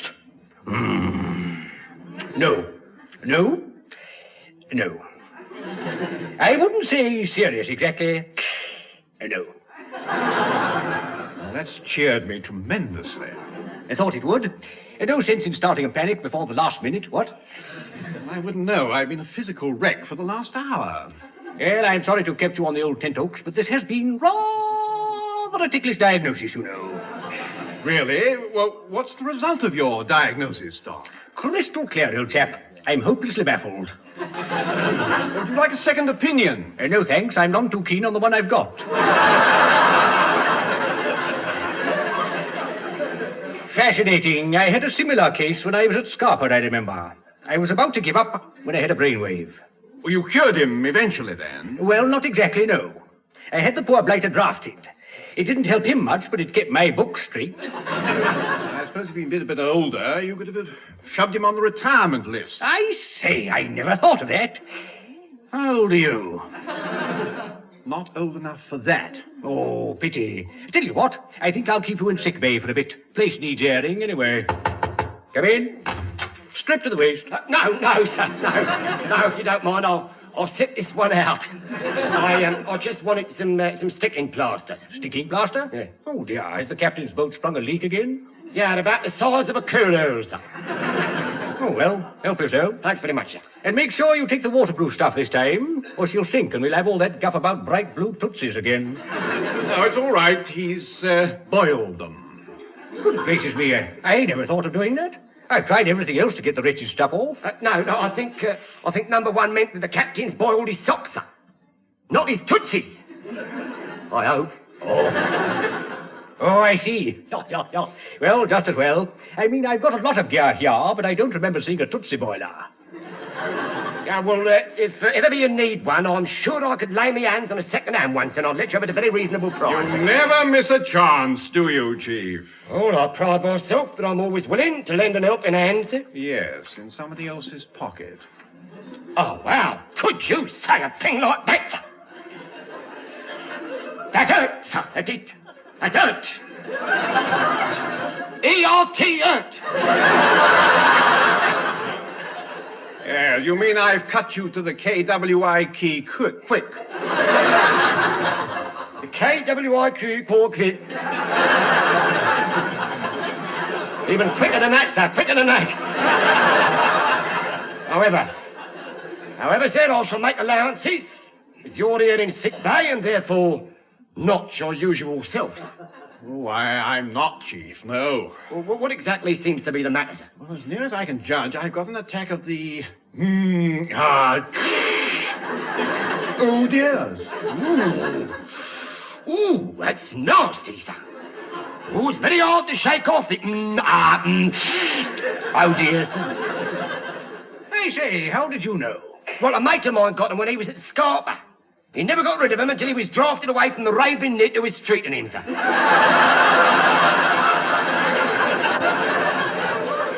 Chief. Yes, sir?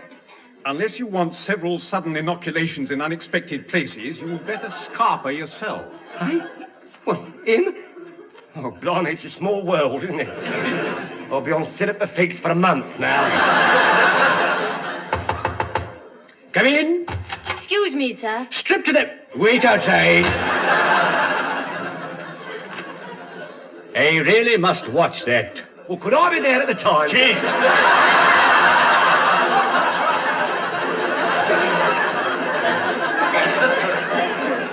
Chief, you better get back to the office and tell Mr. Phillips that he'll be acting number one for a day or two. Weeks, probably. Well, we'll start off with 3 of these little chaps a day and see what happens. What are they? Search me, 90% chalk, probably. Yeah, well, what's the other 10%, sir? Goodness knows. Glue, I suppose. Got to hold them together somehow. Yeah, well, good luck. I hope you soon get better, number one, sir, but if you're going to do any reading, I should stick to short stories if you want to know the end. Thank you, Chief. You're such a comfort.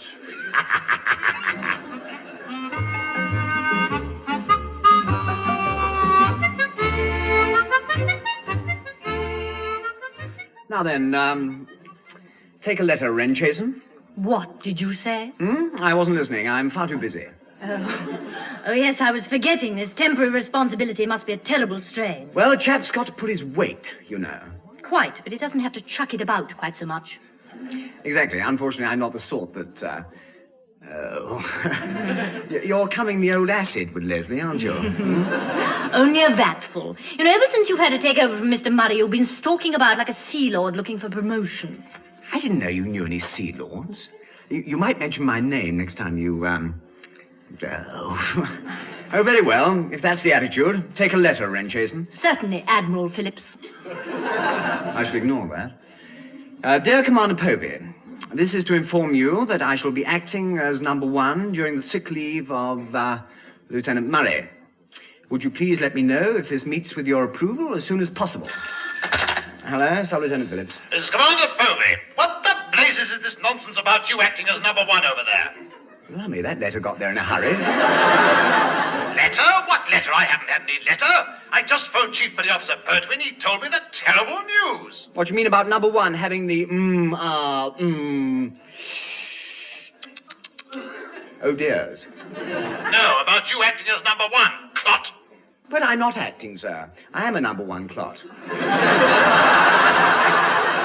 No, I mean, I am the number one, you clot. Straight in again. A very understandable mistake for once, Mr. Phillips. Now then, I'm very tied up here, so... Not half as tied up as I usually am. Cool. Will you let me finish for once? I can't get over right now. Oh, well, that's a relief. What? I said that's stricken me with grief. I doubt that. So do I, actually, sir. I mean, when will you be coming over, sir? As soon as I possibly can in the next day or so. In the meantime, if anything comes up that looks a bit tricky to handle, Yes, sir. please do the service a favor and leave it alone.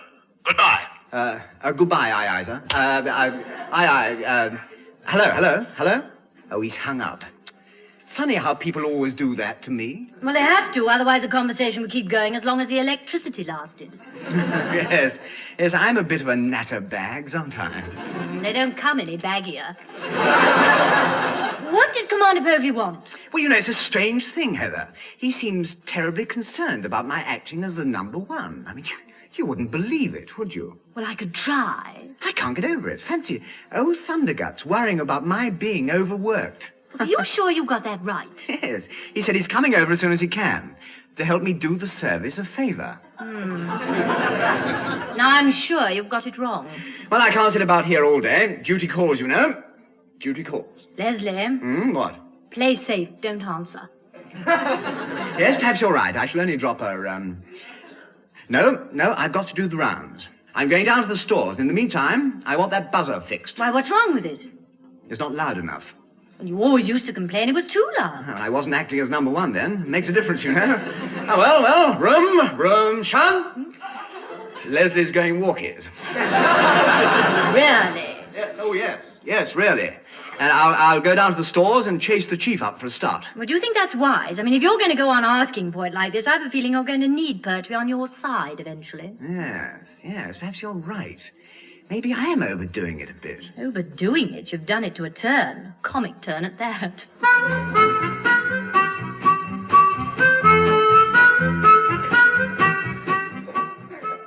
Go on, Uncle Ebenezer. Tell us that bit about what's going to happen to the chief again. I enjoyed that. Well, according to what I heard from another relative of ours, he's all set for a nice long spell of foreign service. All right, you evil-looking birds of prey. Pertwee hasn't been prized out of here yet. How did this relative get wind of this disaster call, anyway? He didn't get wind of it. He started it. He put you on the draft. Hey?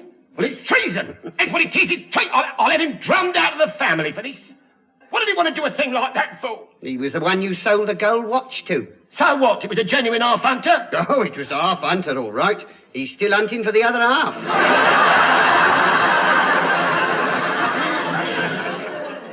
Yeah, I had a watch like that once. It ticked, but it didn't talk. Sounded like a kangaroo with a limp. I'll jump on you in a minute. So put that in your pouch and smoke it. Now then, how am I going to get off this flaming draft? Well, you could always volunteer for it. Volunteer? How would that help? Well, knowing you, they'd be certain you were up to something and have you offered to be on the safe side. No, but it's a bit too risky. Their curiosity might get the better of them. How do you mean? Well, they might send me, just to find out what I was up to. How about shooting yourself? Oh, thanks very much. After you. You're a fat lot of help, you two are. Well, think of it this way, Chief. It's not that we want to lose you, but we think you ought to go. Yeah, I'd noticed. Let's see now. I've got to think. I know, I got it. I'll tell you what. I'll have a nasty attack of the twinging screws again. Yeah, you can't draft a bloke with the twinging screws, You can if the bloke has had the twinging screws just before every draft for the last 10 years. Yeah, you could be right, Fats, about that. Perhaps the twinging screws do need a new twist. Well, twisting screws, you never had them before, have you? That's not what I meant, you steaming great grease ball. All right, think. I know. I'll have whatever it is number one has. Only worse. Yeah, I wondered how long it'd be before you thought of that one. The snag is, what's he got? I don't even know where it hurts or how much. Ah, tricky, you see. Oh, well, I'll just tell the MO I'm the sort who prefers to grin and bear it. Well, it might work, I suppose. And just in case it doesn't, you better let me know where everything's hidden. No sense in letting the business go out of the family, It's already gone, mate. Able Seaman Johnson's taking over here. Couple of months of running this lot and I'll be able to set up my mum in business. Then you'd better make it a liniment shop. Because you're going to need a lot of it by the time I finish with you. Well, I'd never get it on the labels. What? My mum Minnie's liniment. Then why don't you buy a bigger bottle, bang yourself in it and cork up? Yeah, perhaps it's all a mistake. Maybe you're not really on the draft at all. I'm on it and in it. Yeah, that old Thunderguts rang up earlier and told me. Oh, that must have been a labour of love, all right. Yeah, I rather got that impression myself, Fatso, yeah. In fact, he's gone so far as to say that he's coming over here to give me a copy of the draft order personally. Oh, isn't that nice of him? No, mate, it isn't. He just makes flaming sure I'll get the perisher. Well, couldn't he have popped it in the post? He's tried that before. He always gets it back marked not known. Yeah, a very poor postal service, Johnson. Yeah. They've also tried everything else, including smoke signals and a homing pigeon. I bet that was the week we had pigeon pie and all. Yeah, very likely, but the fact remains that Johnsy has got to be on the sick list before Thunderguts turns up. Well, how would it be if I threw my harmonium at you and broke one or two of your legs? No. No, very unwise, that'd be, Johnson. Very unwise indeed, because if you chuck so much as a quaver at me, I'll play old lang syne on your podgy bonts with the crutches. I'll be B flat. Yeah, you'll be B flat, all right. By the time I finish with it, you'll be B flat, all right, yes. Now then, go on, flatter off, go on. It's time a poor stricken Pertwee tottered down to the sick bay and reported a nasty attack of the unfortunates.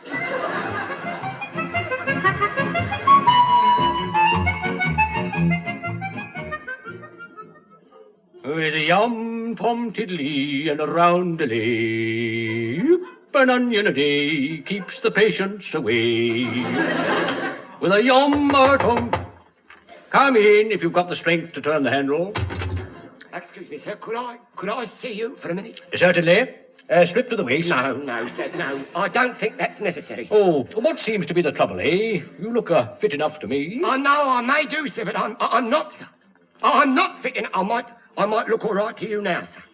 But you don't know at what cost, sir. I mean, I just don't want to. I just don't want to give way in front of the lads, sir. That's what I don't want to do. It's not good for them to see a superior officer succumbing to the agonisation, sir. No. Jolly noble of you. You had me fooled already. Oh, no, I mean, yeah, I see what you mean, yes. Now then, where does it hurt most? Where does it hurt most? Yeah. It's a good question. Yes. Just a minute, sir. Yeah, well, it's sort of all over, sir. You know what I mean? It's all over. The pain sort of darts, sir. Darts? Yes, sir. It caught me a fault in one of the double 19s just now. Oh, nasty. Getting it in the double tops is bad enough, but in the double... Murder, sir! It's murder, that's what it is. Murder. Do you happen to know what Mr. Murray's got? Not the foggiest, no. Well, there's two of us got it now, so that doubles your chances of finding out, doesn't it? I doubt it. Fascinating. I've got him on 2 tablespoonfuls after food now. And he changed? Yes, he's off his food. Now then, let's see. Your pulse seems to be all right. It's fooling you, sir. It don't know when to give up. C99. Why? Eh? Well, why 99, sir? Oh, I'm dashed if I know. Are you good a number as any, I suppose? Yeah, thumping sound better than a dart on the double 19s, anyway. 99. Yes, I'll give you some pills for that. What colour would you like, eh? Makes no difference. None of them will do a blind bit of good, but they're fun to chew. You don't understand, sir. I can't carry on, sir. I should be in sick bay, sir. Good gracious me, no. What you need is a change. A long sea voyage, perhaps. A long sea voyage? That's what I'm going to get if I don't get in that sick bay, sir. Do you a power of good. Oh, I envy you. Nothing quite like serving at sea, you know. The thrill of a fine ship under your feet. The taste of salt in the air and a fine company of men about you. No, there's just nothing like it. how long since you were at sea, sir? Me? Oh, I've never been. Doc. Hey, Doc, is that the chief? Yes, it is. Why? Tell him I want to see him. It's urgent. Well, it's strictly against regulations, but in you go, Chief. Thanks, mate. Cheer him up. All right, sir. When I come back, I'll try and have a fresh lot of symptomaticals for you. Do. Hello, sir. How are you? Hungry. That idiot's had me on nothing but glasses of water for 2 days. Blimey. How do you feel? Like a very thin cistern. Yeah, I can imagine. You look a bit flushed. Tell me, sir, do you mind telling me something, sir, a little personal, sir, but where does it hurt? I've got to know, quick. Why? Why? Well, why? Now, there you are. Well, I don't know which bit of you to say what a shame about. I see. I'll believe you. Thousands wouldn't. Yeah, millions, probably. Well, it's odd, really. It seems to be sort of all over, but worst of all... Yes. The kind of stabbing pain in the double 19. Isn't it marvellous? My very symptomaticals exactly, and the MO tells me all I want's a sea voyage. Ah, you're trying to get into the sick bay, are you? What have you been up to this time? Nothing, sir, nothing at all. It's just that I'm temporarily frantic. I've never known a time when you weren't.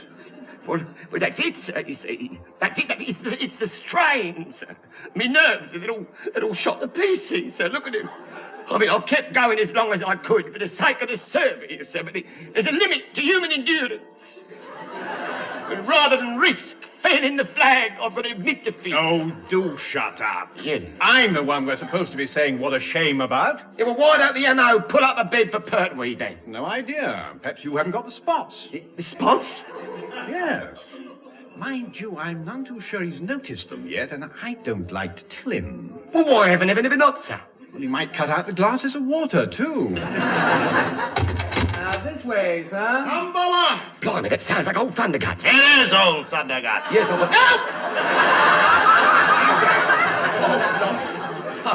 Come on, Povey. I wish you wouldn't creep up on people like that. I've been trying to creep up on every one of you for years. As we had noticed, sir. I don't think you ought to disturb. Number one. What's all this nonsense I hear about you lounging about in bed all day? Oh, that's not him, sir. That's me. You see, my alarm... Oh. You know, I'm sure I shouldn't have as many visitors as this, I hope. No, you're absolutely right, sir. You're quite right, sir. I'll be going. Not so fast, Chief. Before you vanish off the face of the earth, I want to make sure you've got this. Well, I'd rather not, sir, if you don't mind. I never take bits of paper from strangers. The MO says it's unhygienical, sir. This is your draft notice, Chief, and you'll find it contains full instructions as to where you join your new ship. She sails tomorrow. Not exactly overdoing the embarkation leave, are you, sir? Yeah, I see you chaps, gangway. Oh, really, Doctor, do you have to... I see how absolutely astounding. My diagnosis is right. He's got spots. Spots? Yes, I was doing a few tests just to pass the time, when what do you know? Measles. Measles? You mean I hadn't got the... dears after all? No, it's a pity, but there it is. Measles. That's it. You can't ship me out now. I'm a contact. Look, I've touched him. Hey, look. You can't ship me out now. Pertwee's going to have spots. And you can't draft a spotty Pertwee. This is ludicrous. Stand well back, sir. Stand well back.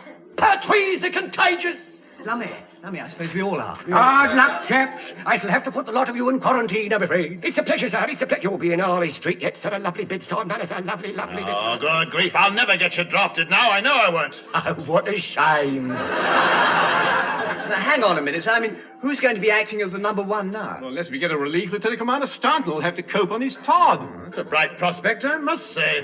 Well, at least the commander won't have you to contend with, sir. I mean, because you'll be here with us. Oh, lummy. So I shall. And believe me, I shall make full use of the time. Help! Pertwee wants a draft. Help! Here, sir, I never went anywhere near the afflicted. Nowhere near. Only up to the light. There's not a spot in sight. Yes. No, sir, don't, sir, please. I've never felt fitter in all my puff. Exercises begin. Up, down, on the feet, running on the spots. No. Knees stretch. A fine figure of a man. I've had them before. Let me out.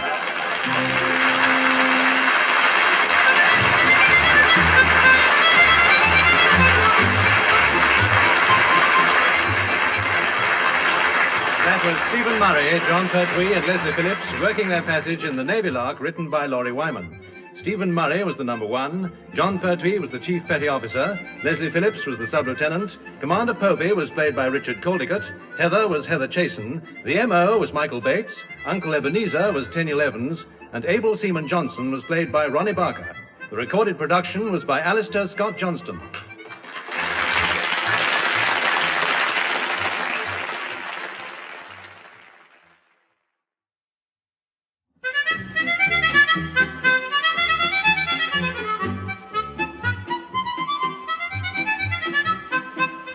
Ladies and gentlemen, for the last time in the current series, we present the Navy Lark with our 3 stars, John Pertwee, Leslie Phillips, and Stephen Murray.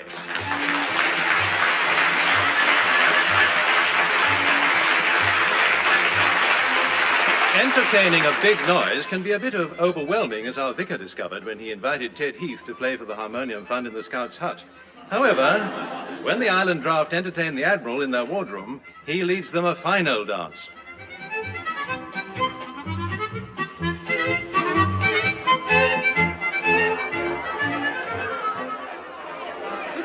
Well, if anybody was to ask a chap, I'd have a gin. Yeah, I say, Povey. Yes. Come here. Who's the old biddy in the frightful hat? Shocking mess, all grapes and cherries and violets. That happens to be my wife's. And it also happens to be her favorite hat. Dragged in by the cat, I think it was. Looks like a mobile Kew garden. Henry, where are you? Henry, heel, Henry. Coming, my love. Who was that little friend you were talking to? Little friend? That was the Admiral. Ollie! Stop, Ollie! Get your lovely stuff, Ollie, down. Come along now, all over nuts. Anyone want a little nicety to nibble? Chief. Get your knowledge. Chief. Sir. When I asked you to assist in the wardroom, I didn't mean I wanted you to flog the stuff like the ice cream girl at the Bijou Cinema. Oh, I didn't know you knew the lady, sir. Very nice, too. A trifle on the vast side. When looked at in daylight, none of us are perfect. And her legs. That's not what I was getting at. No, I should hope not, indeed. Permission to carry on, sir? Oh, very well. Obliged to be sure, sir. Olive, soon out the stuffed olive on the outs. Over there for your free nuts. Odd bits of nonsense on toast. Try and stop one. You know, sir, I reckon we'd have done better if you had hired the girl from the Bijou Cinema. Yes, at least she's prettier. Oh, I don't know, sir.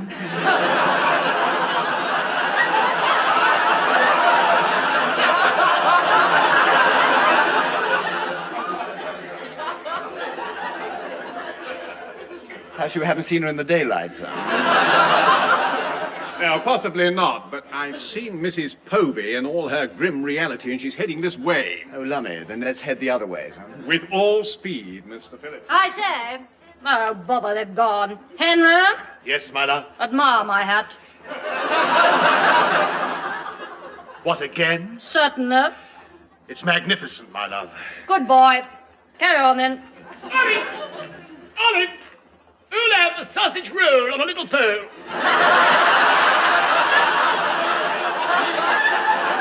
Here you are, mate.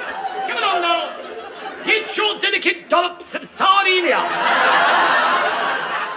Here we are, now. Excuse me, sir, on... What's that? Have the next excuse me. Oh, no, thanks. I don't dance, actually. Oh, do get out of me way, some of you. Oh, I'm sorry, sir. Am I in your way? You always flaming well up over here. Look, I just made the punch. So go and have a bowlful, for Pete's sake. Oh, thank you, sir. Henry. Yes, my love. Introduce me to your little playmate. Certainly. Excuse me, sir. I can't remember if you've met my wife. Who cares?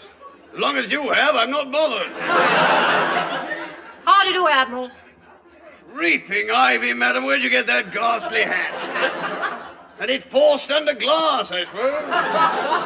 Oh, no, it came up quite on its own.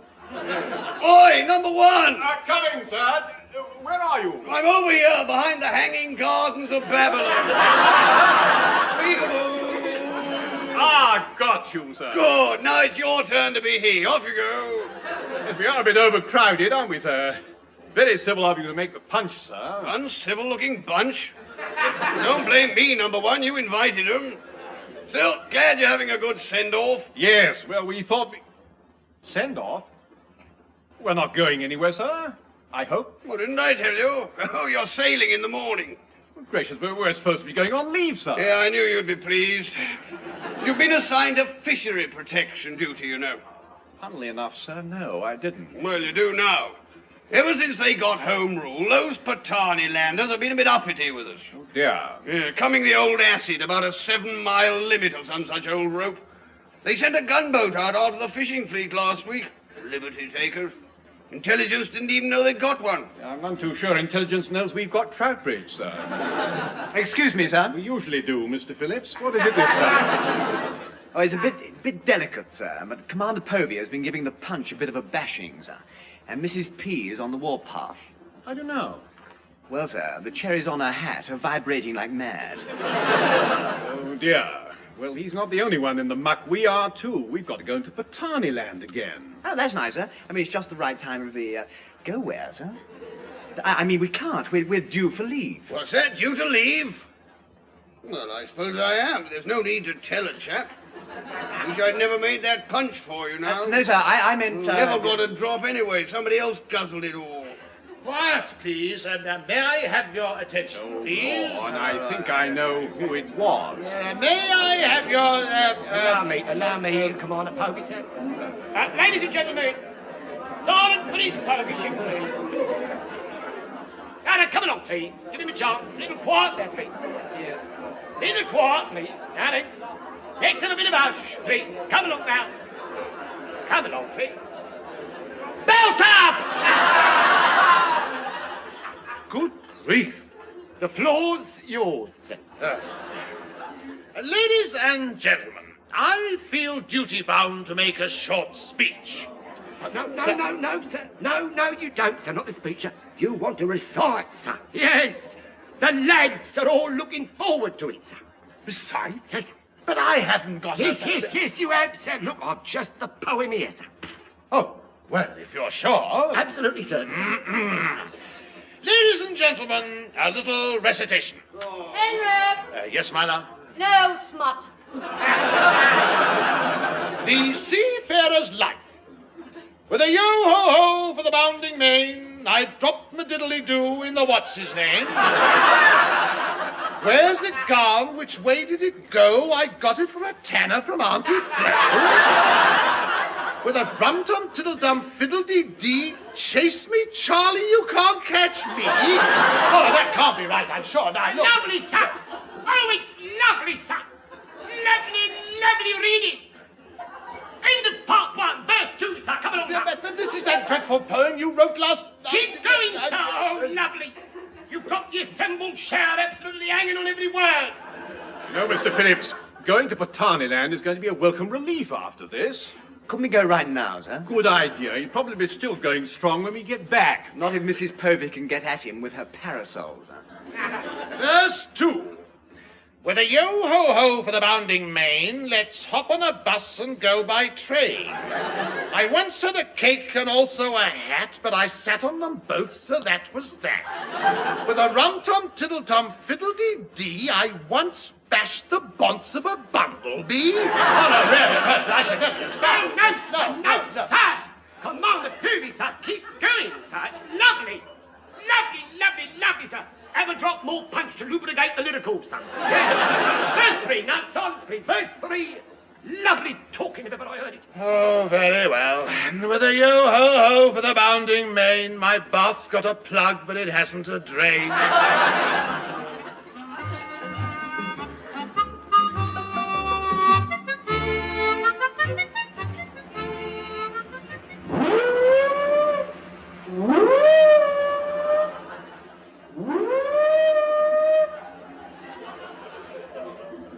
hand ever so slightly down a bit.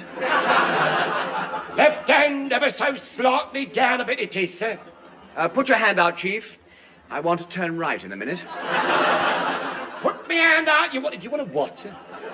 What on earth are you nattering about, Mr. Phillips? Well, you can't be too careful, sir. There's a chap behind who wants to pass. This is ridiculous. We're only 8 miles off Portarneyland. There's no other shipping but the Jolly Fisherman within my... He's right, sir. For once, he's right. There's a gunboat right behind us, sir. Bridge number 1 here. Starboard lookout here, sir. I know, Goldstein. There's a gunboat coming up on us. Oh, well, of course, if you're going to keep an eye out too, I might just as well stay at home. I mean, there's no sense in a pair of us straining our eyes, is there? No, Goldstein, If a chap's but I... redundant, the least you could do is tell him, I say. It's no joke being stuck out here like a proper Charlie, you know? When he's not perishing freezing, he's blistering hot. Yes, but Goldstein, It would take a Welshman to stand it, and I'm not. Not a Welshman? No, I'm not standing for it.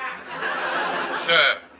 Reminds me of my great-aunt Morpeth and the way she treated Uncle William before they got married. I'm not the slightest Never bit... let him set foot inside the house while they were courting, you know? Used to make him stand outside and on the windows so he could write sweet nothings to her in the steam. She only let him in a couple of times since they were married, come to think of it. A more devoted couple you never wish to meet if you had to, man. Then there's my cousin Isadore Thomas. Now, he's the...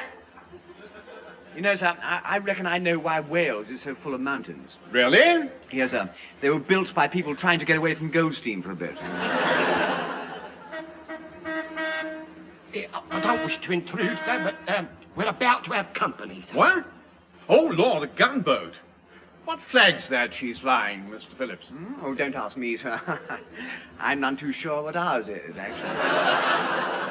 Yes, that's true. I remember what happened last time I asked you to fly a Union Jack on the island. Well, it was a simple mistake, sir. It could have happened to anybody. Did he fly it upside down, Mr. Mason? No, sideways. Oh, well done, Mr. Phillips, sir. It looked jolly fetching, too, actually. Yeah, well, that's no Union Jack flapping in the breeze on the gunboat, sir. Let's have a look. Here, just a minute. Here, that's the Portarneyland flag, sir. You sure? Well, must be, sir. Palm tree on a mud-coloured background with a coconut or two rampant. Well, they're almost alongside. Better give them a shout and see what they want, Chief. I said, ahoy there! What's the name of the game you're playing at?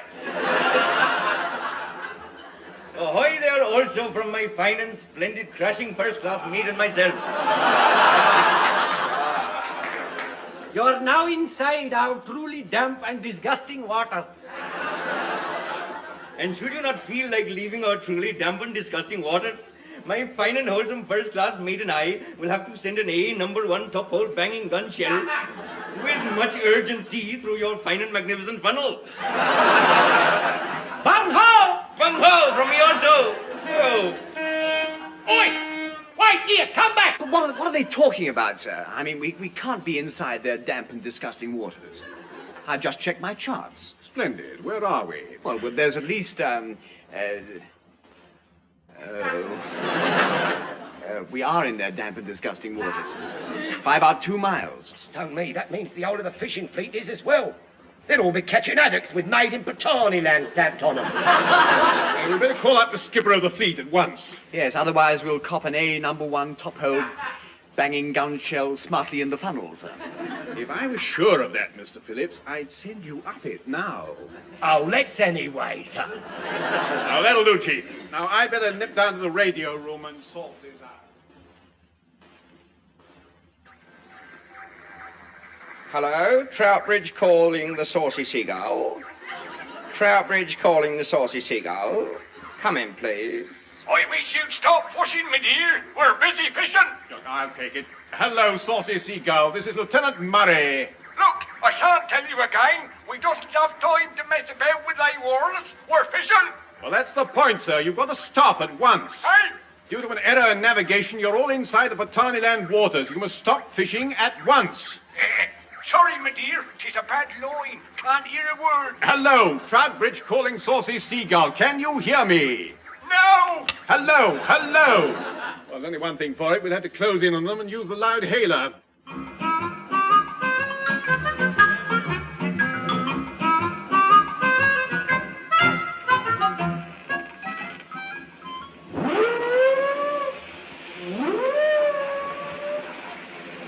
It's no good, sir. I've given him a toot, but he doesn't give a hoot. No, I mean, I've given him a hoot, but he doesn't give a toot. No, I mean... No, you mean that you've honked, but he don't part back, sir. Yes, precisely, Chief. We'll just have to close in even more. Aye, sir. Full ahead both, Chief. Full ahead both it is, sir. Up's a daisy with the old right hand and down again. Up's a daisy with the old right hand and down again, sir. Oi! Mind where you're going, my dear. Mind me nets. Ah, the saucy seagull seems to be a little annoyed. Then watch it, sir. You know what seagulls are, sir? Get away! You're fouling me nets.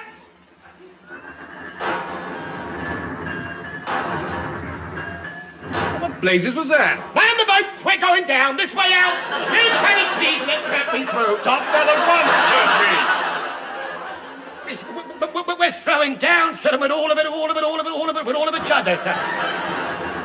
Yeah, there it goes again. Run for it, lads. Last one over the side is a custard. Chief, will you be quiet? But there is something odd going on, sir. We're full ahead both engines, sir, yet we've practically stopped. So we have. Good gracious. What's that, sir? Well, look at the saucy seagull. She's racing towards us. Goodbye, all. Inflate your life belts as you dive over, lads. Don't forget to write. Come back here. Gangway! My dear! Gangway! Hey, where does he think he's going, sir? He'll ram our starn if he's not careful. Everybody down!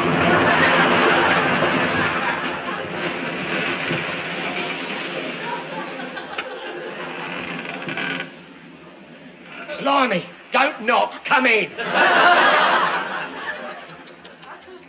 Clumsy navigation there. I'll have the law on you for this, my dear. What do you want to ram us like that for, you silly old cod catcher? I didn't have no flaming choice. Why didn't you stop engine, eh? You got your screw calling me naps. Oh, how nasty. We must have wound him in like a kite. Lost all my cats now, I have. Well, I've no doubt you'll be putting your claim in. It's all written out now. I thought it would be. Your name isn't Pertwee by any chance? How did you guess? I'm glad of it! You silly old fool, now you've spoiled it. He's not the Pertwee son. No. I've never seen this relative of mine who's a complete stranger and all me frantic pups.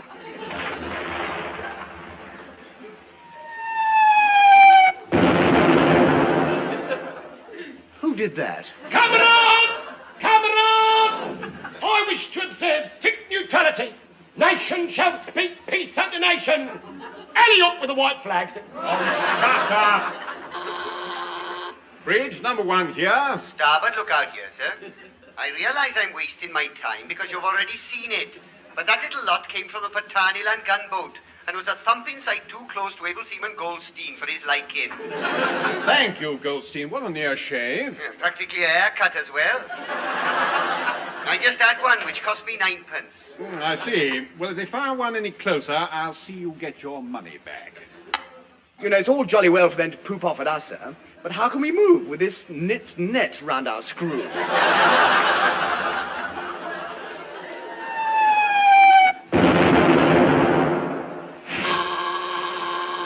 Bridge? That'll be 9p.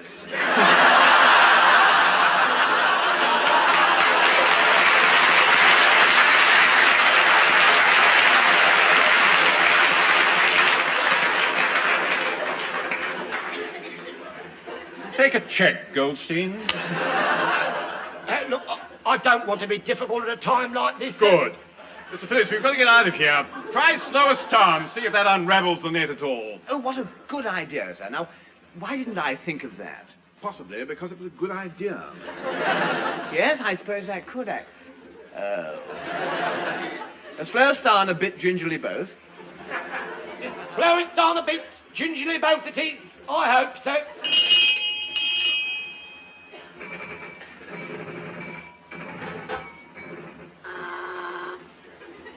Bridge number 1 here.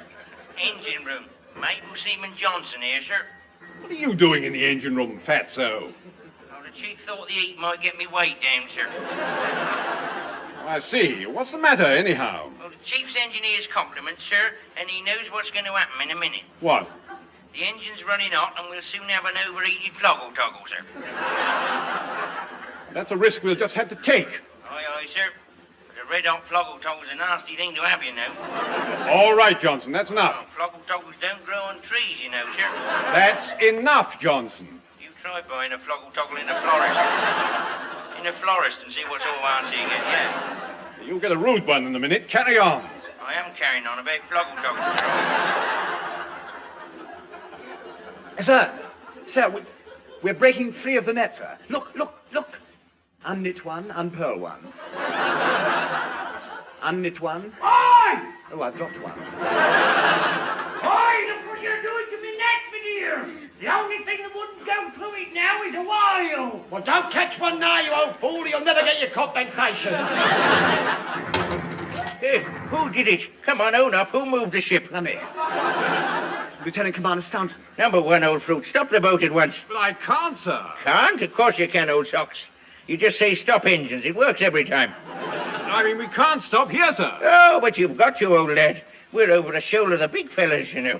I've been fishing the little blighters out like 1 o'clock. Hundreds of the bounders. Stanley, you know what the captain's done, sir, don't you? He's caught all the fish out of the saucy seagull's net. The catch. Means I've caught the little chap second-hand. Oh. Oi, it's the gunboat again. They're coming in for the kill. Man the pumps. Keep it afloat until Pertwee gets off. Will you stop the panic, Chief? It's not the gunboat. No, sir, it's It's our destroyer makepiece, sir. That means that... Ahoy there, Troutbridge! Start the panic again. Time the guns is here. What on earth is Commander Povey doing in this part of the world? Probably trying to get away from Mrs. Povey, sir.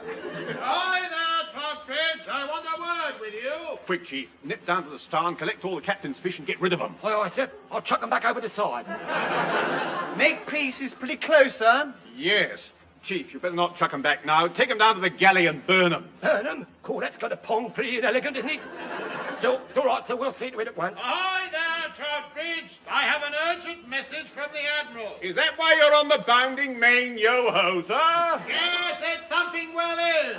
He's just remembered you were due for leave, and I had to come out here in makepeace to relieve you. What? You mean we're to return to home waters at once, sir? Yes, you are. Oh, hard luck, sir. Number one, what are you making smoke for? Cool. Pass the salt and vinegar, will you, sir? Oh, I think something's caught a bit in the galley, sir. For goodness sake, get underway. We can't breathe over here. We are now frying, sir. Yeah, so Commander Povey's noticed, Chief. It's blowing in his direction. Oh, what a shame, sir.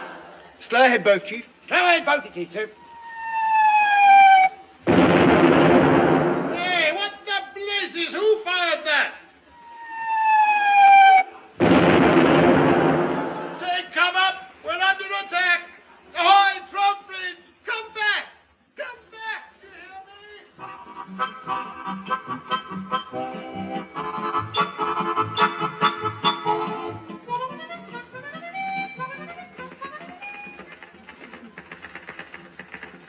I say, Heather, Well, Leslie?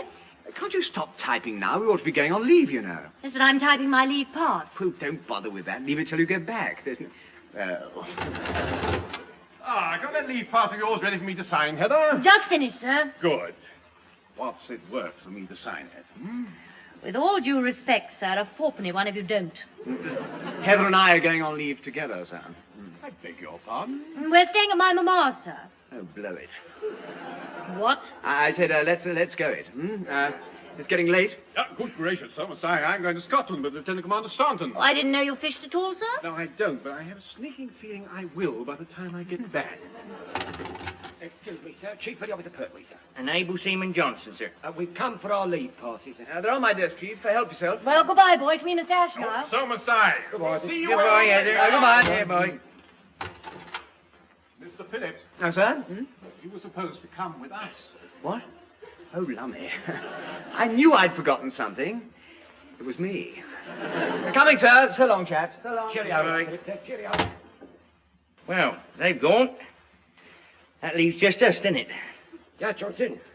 Funnily enough, it does. Here on it is your pass. So, well, you come in then? No, not just for the moment, Fatso. You carry on. Well, the ferry boat will be going before long, you know. Yeah, well, there's always another one tomorrow. Chief, where are you going to spend your leave? Me? Well, made up my mind. I mean, so many places I could go, I just don't know which one to choose. I'd even stay here for a day or two first, and then... Chief?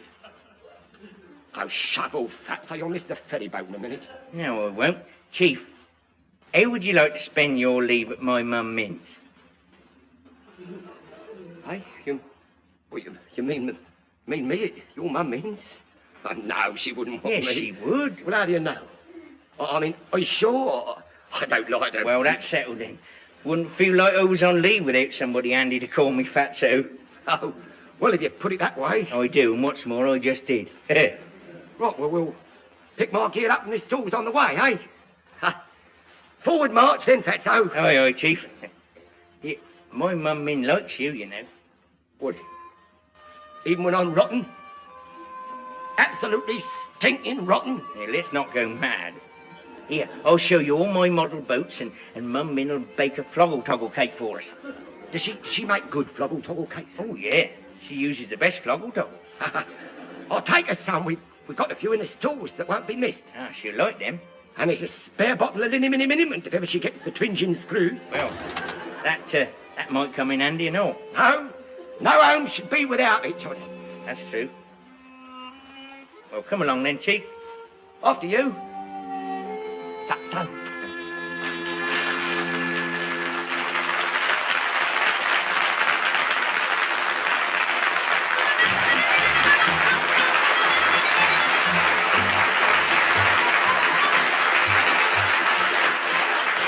That was John Pertwee, Leslie Phillips and Stephen Murray working their passage in the Navy Lark, written by Laurie Wyman.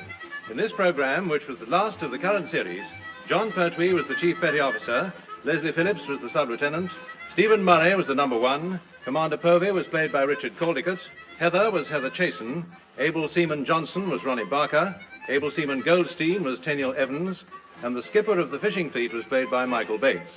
For the entire series, the incidental music was by Tommy Riley and James Moody, technical direction by David Allen, special effects by Tony Luke and Charles Clark Maxwell, and the recorded production by Alistair Scott Johnston.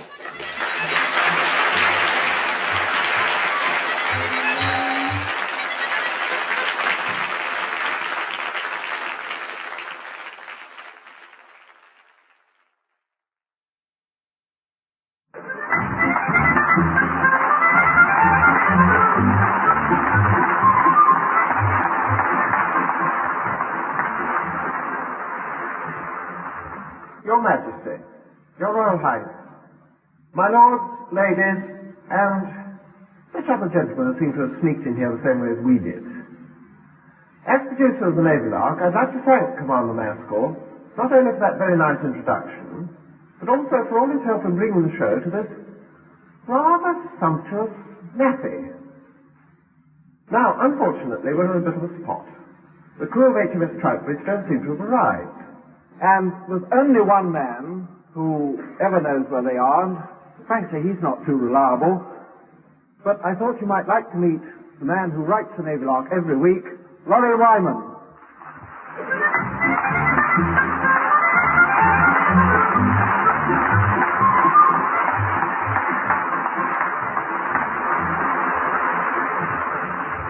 Your Majesty, Your Royal Highness, my lords, ladies, and any other gentlemen who sneaked in here the way we have tonight. I've done that bit. I know, but it went so well I thought I'd try it. Well, there's no need to hog it. Oh, the crew of Troutbridge, where are they? Ah, yes, well, there's been a slight misunderstanding. Yes? In fact, not to put too fine a point on it, they've got a dirty great clangor. Only one? Just one, yes. You see, as you all know, they are stationed at Portsmouth, and it was arranged that they should come here by train.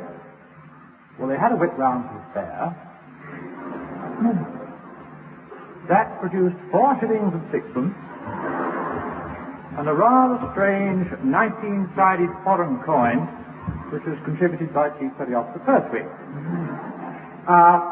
Square, 19-sided foreign coin? Yeah, but it was square this way as well. I see. Anyway, British Railways didn't want to know about that, so they're coming by water. By water?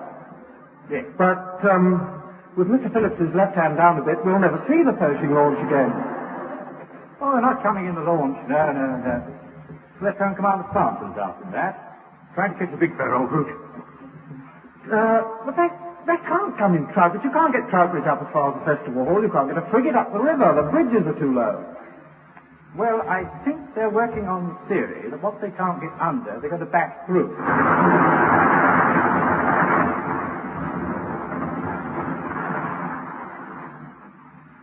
I see what you mean. London Bridge? London Bridge.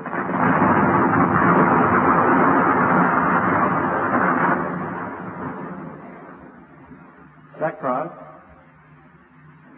Blackfriars. Is the Honorary Treasurer in the house? Because I must apologize, madam, this is going to be rather an expensive program. We do have a rather strange 19-sided foreign coin, if that will help.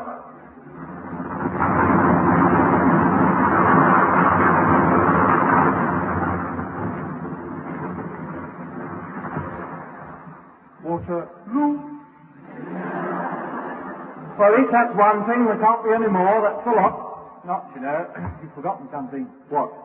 They've got to tie up yet. Oh, no! Oh, yes.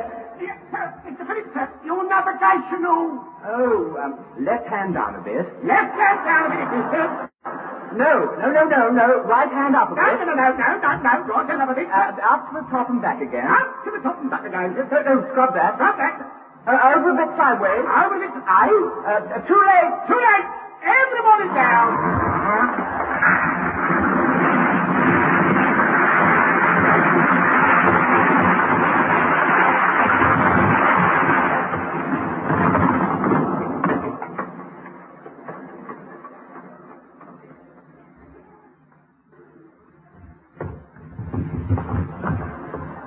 All ashore is going ashore. You ask to meet them, the crew of the Navy Lark.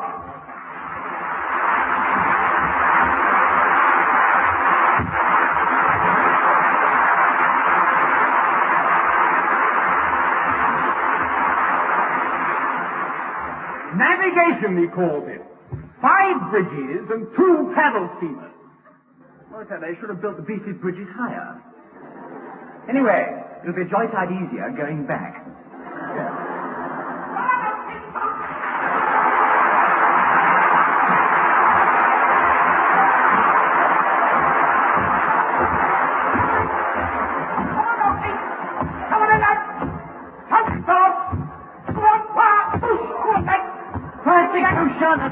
Persecution. Don't say no. Left.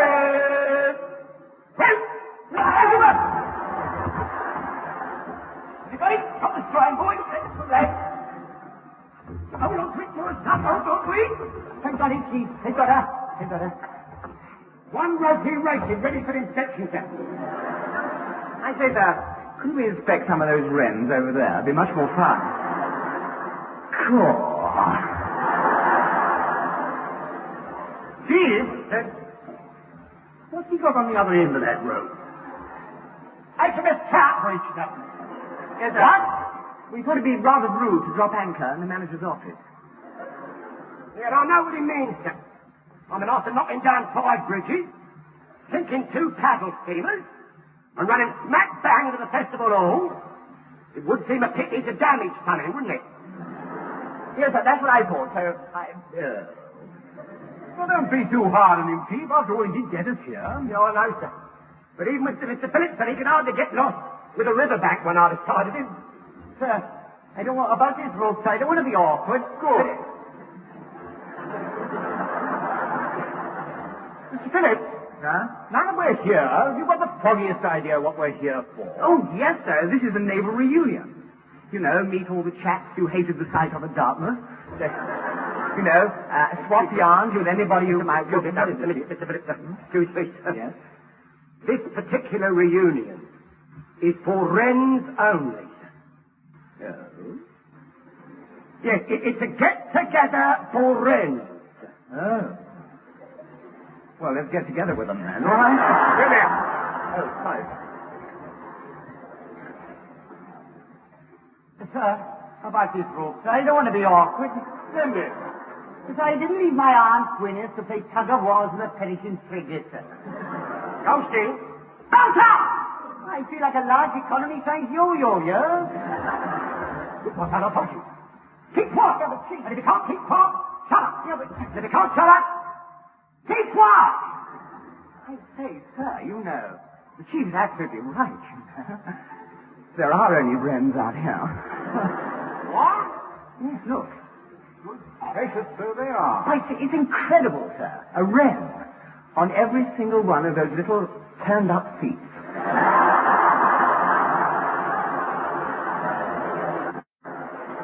Oh, I say, sir, what a jolly good thing Heather isn't here. Oh, but I am, you blue-serged Casanova. John, it's Heather. What? Where? She's up there amongst the assembled talent, sir. Oh. She's sitting amongst the assembled talent. Oh, a bit of homework, sir. I say, Heather. How nice to see you. But what are you doing here? Who paid your fare? Are you staying long? That is, Well, Leslie? No, not awfully, but I hope to be later. I think what Mr. Phillips is trying to say, Heather, is, what are you doing here? Well, you don't think I was going to let you lot loose amongst all this, well, as the chief so quaintly puts it, assembled talent, did you? Oh. Big Sister is watching, Leslie. Big Sister certainly is. I think what number one is trying to say is, what are you doing here? Well, this is a Wren reunion, you know. And this happens to be a Wren uniform I'm wearing. I'm supposed to be a Wren, not an usherette at the Golders Green Gaumont. Yeah, but how do you get here, Heather? Oh, I had to come with Captain Povey. Oh, Captain Povey? Oh, Captain Captain Povey, if I was to the Captain here. Oh, he isn't here. Oh, it's all right, Chief. He isn't. I left him at Admiralty. Number one, where are you, number one? Oh, you left him at Admiralty, did you? And you've been followed.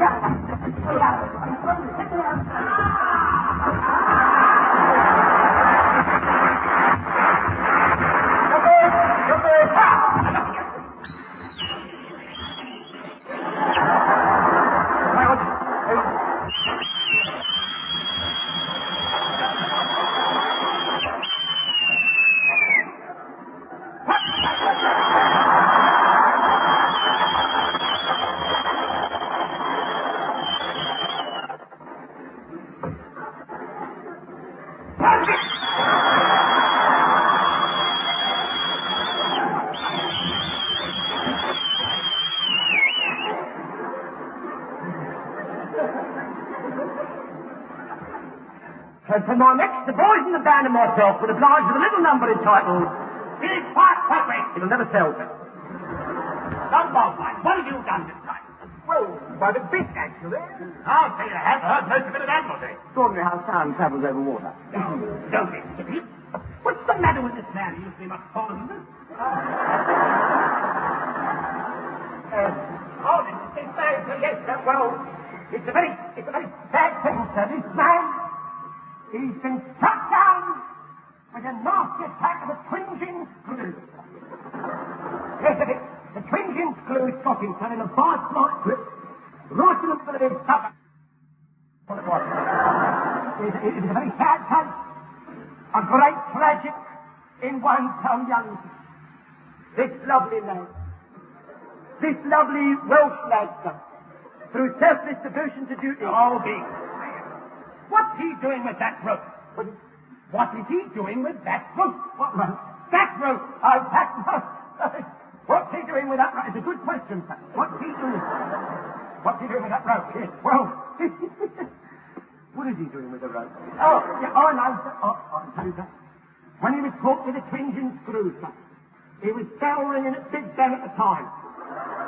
And with one dirty great tub... Oh, be quiet, Pertwee. Now, come on, man. Let's go that route. I ain't. I can't, sir. I've got cramp in the left side of the... Oh, come on, man. Oh, get out of here. Good father, come on. Man overboard. Lady Seaman Johnson. Oh, Brody and ambulance. You're running That sounded remarkably like that, sir. Yes, sir, it was, sir. I was Seaman Johnson, sir. He was on board Troutbridge, sir, hanging on to the other end of the route. Will somebody kindly tell me what's going on? Well, yes, we'd like to, sir. We'd like to, we would, sir, yes. But we'd rather not, if you don't mind, sir. Nobody told us what was going on either, sir. Nobody told us it was a reunion for Wrens only, you see. A reunion for...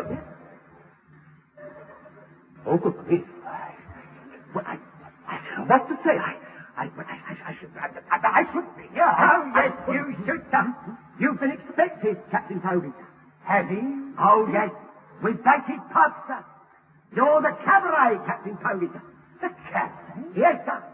The assembled talent, sir, have waited the entire year, anticipating one of your well-chosen turns. Oh, well, of course, in that case, Yes, sir. Wait.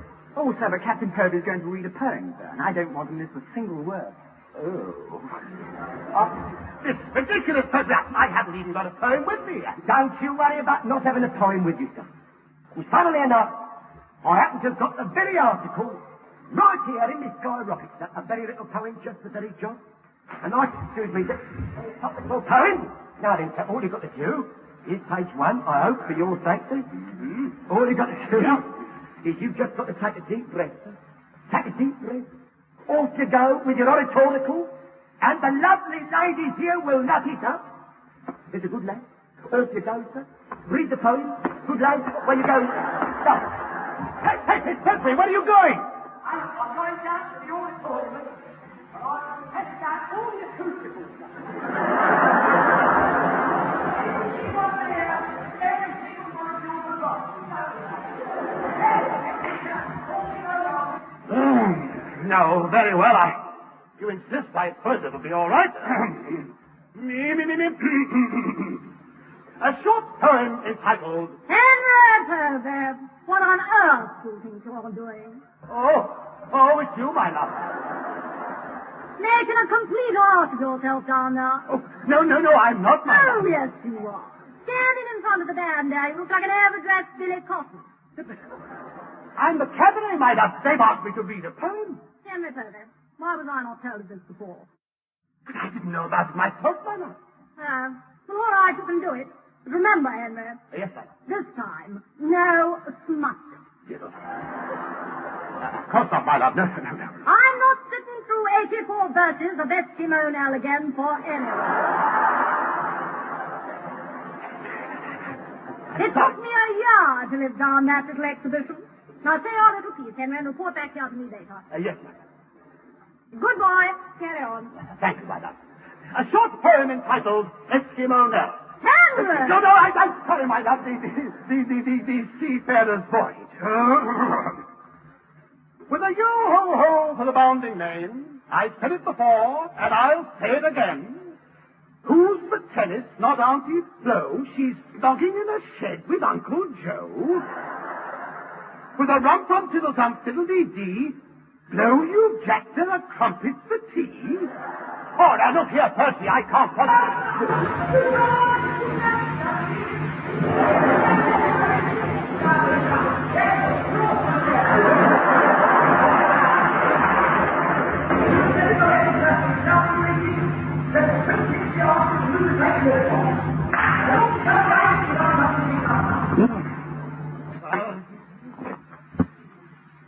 With a yo-ho-ho for the rounding main, let's hop on a bus and go by train.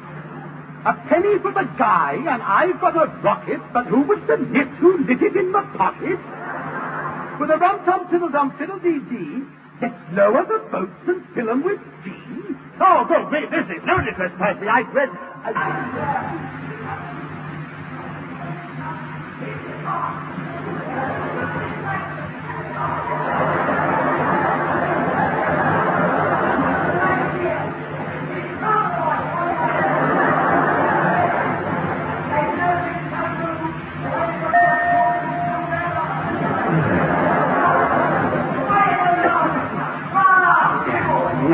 Very well.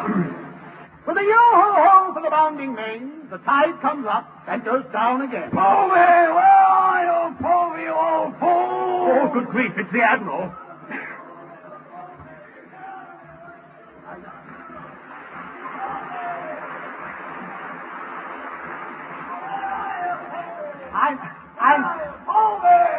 I'm over here, sir. You're having a beer? Well, why didn't you invite me? I didn't say that. What an odd sort you are, Povey Wren. There we were, sitting in the office at Admiral having a chat. The next thing I know, you shot out of there. Half an hour later, you popped out for a pint. I didn't. I thought I heard something. Have some gin? That's more civil. Tell you what, come along to my office. It's Povey's. I've got Povey in there waiting for you. But I am Povey, sir. Are you? Well, splendid. I'll introduce you to him. Come on. Well, get out of my way, Povey. But, sir...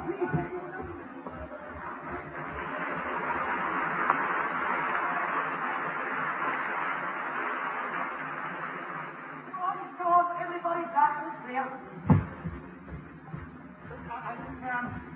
What are we supposed to do? Everybody's looking at us.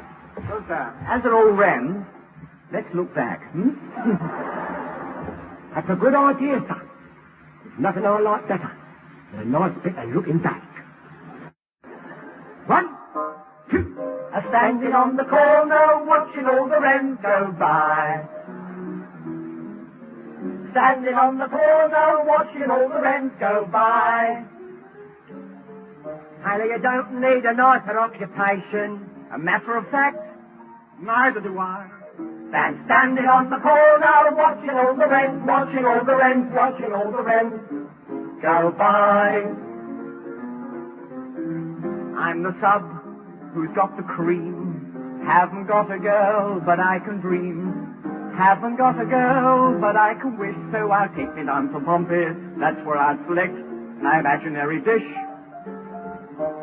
Standing on the corner, watching all the Wrens go by. Standing on the corner, giving all the Wrens the eye. Tyler, if you've got a rich imagination, give it a whirl, give it a try. Try standing on the corner, watching all the Wrens, watching all the Wrens, watching all the Wrens go by. Thunderguts has spoke his poem. Left hand down a bit, we're going hoeing. But we're hoping we'll meet again. So good luck to your reunion from all of us at Troutbridge, the officers and the men who are standing on the corner watching all the Wrens go by. Standing on the corner watching all of me, oh my. Tyler, you can't go to jail for what you're thinking, or for that look in your eye. Like standing on the corner, watching all the Wrens, watching all the Wrens, watching all the Wrens go by.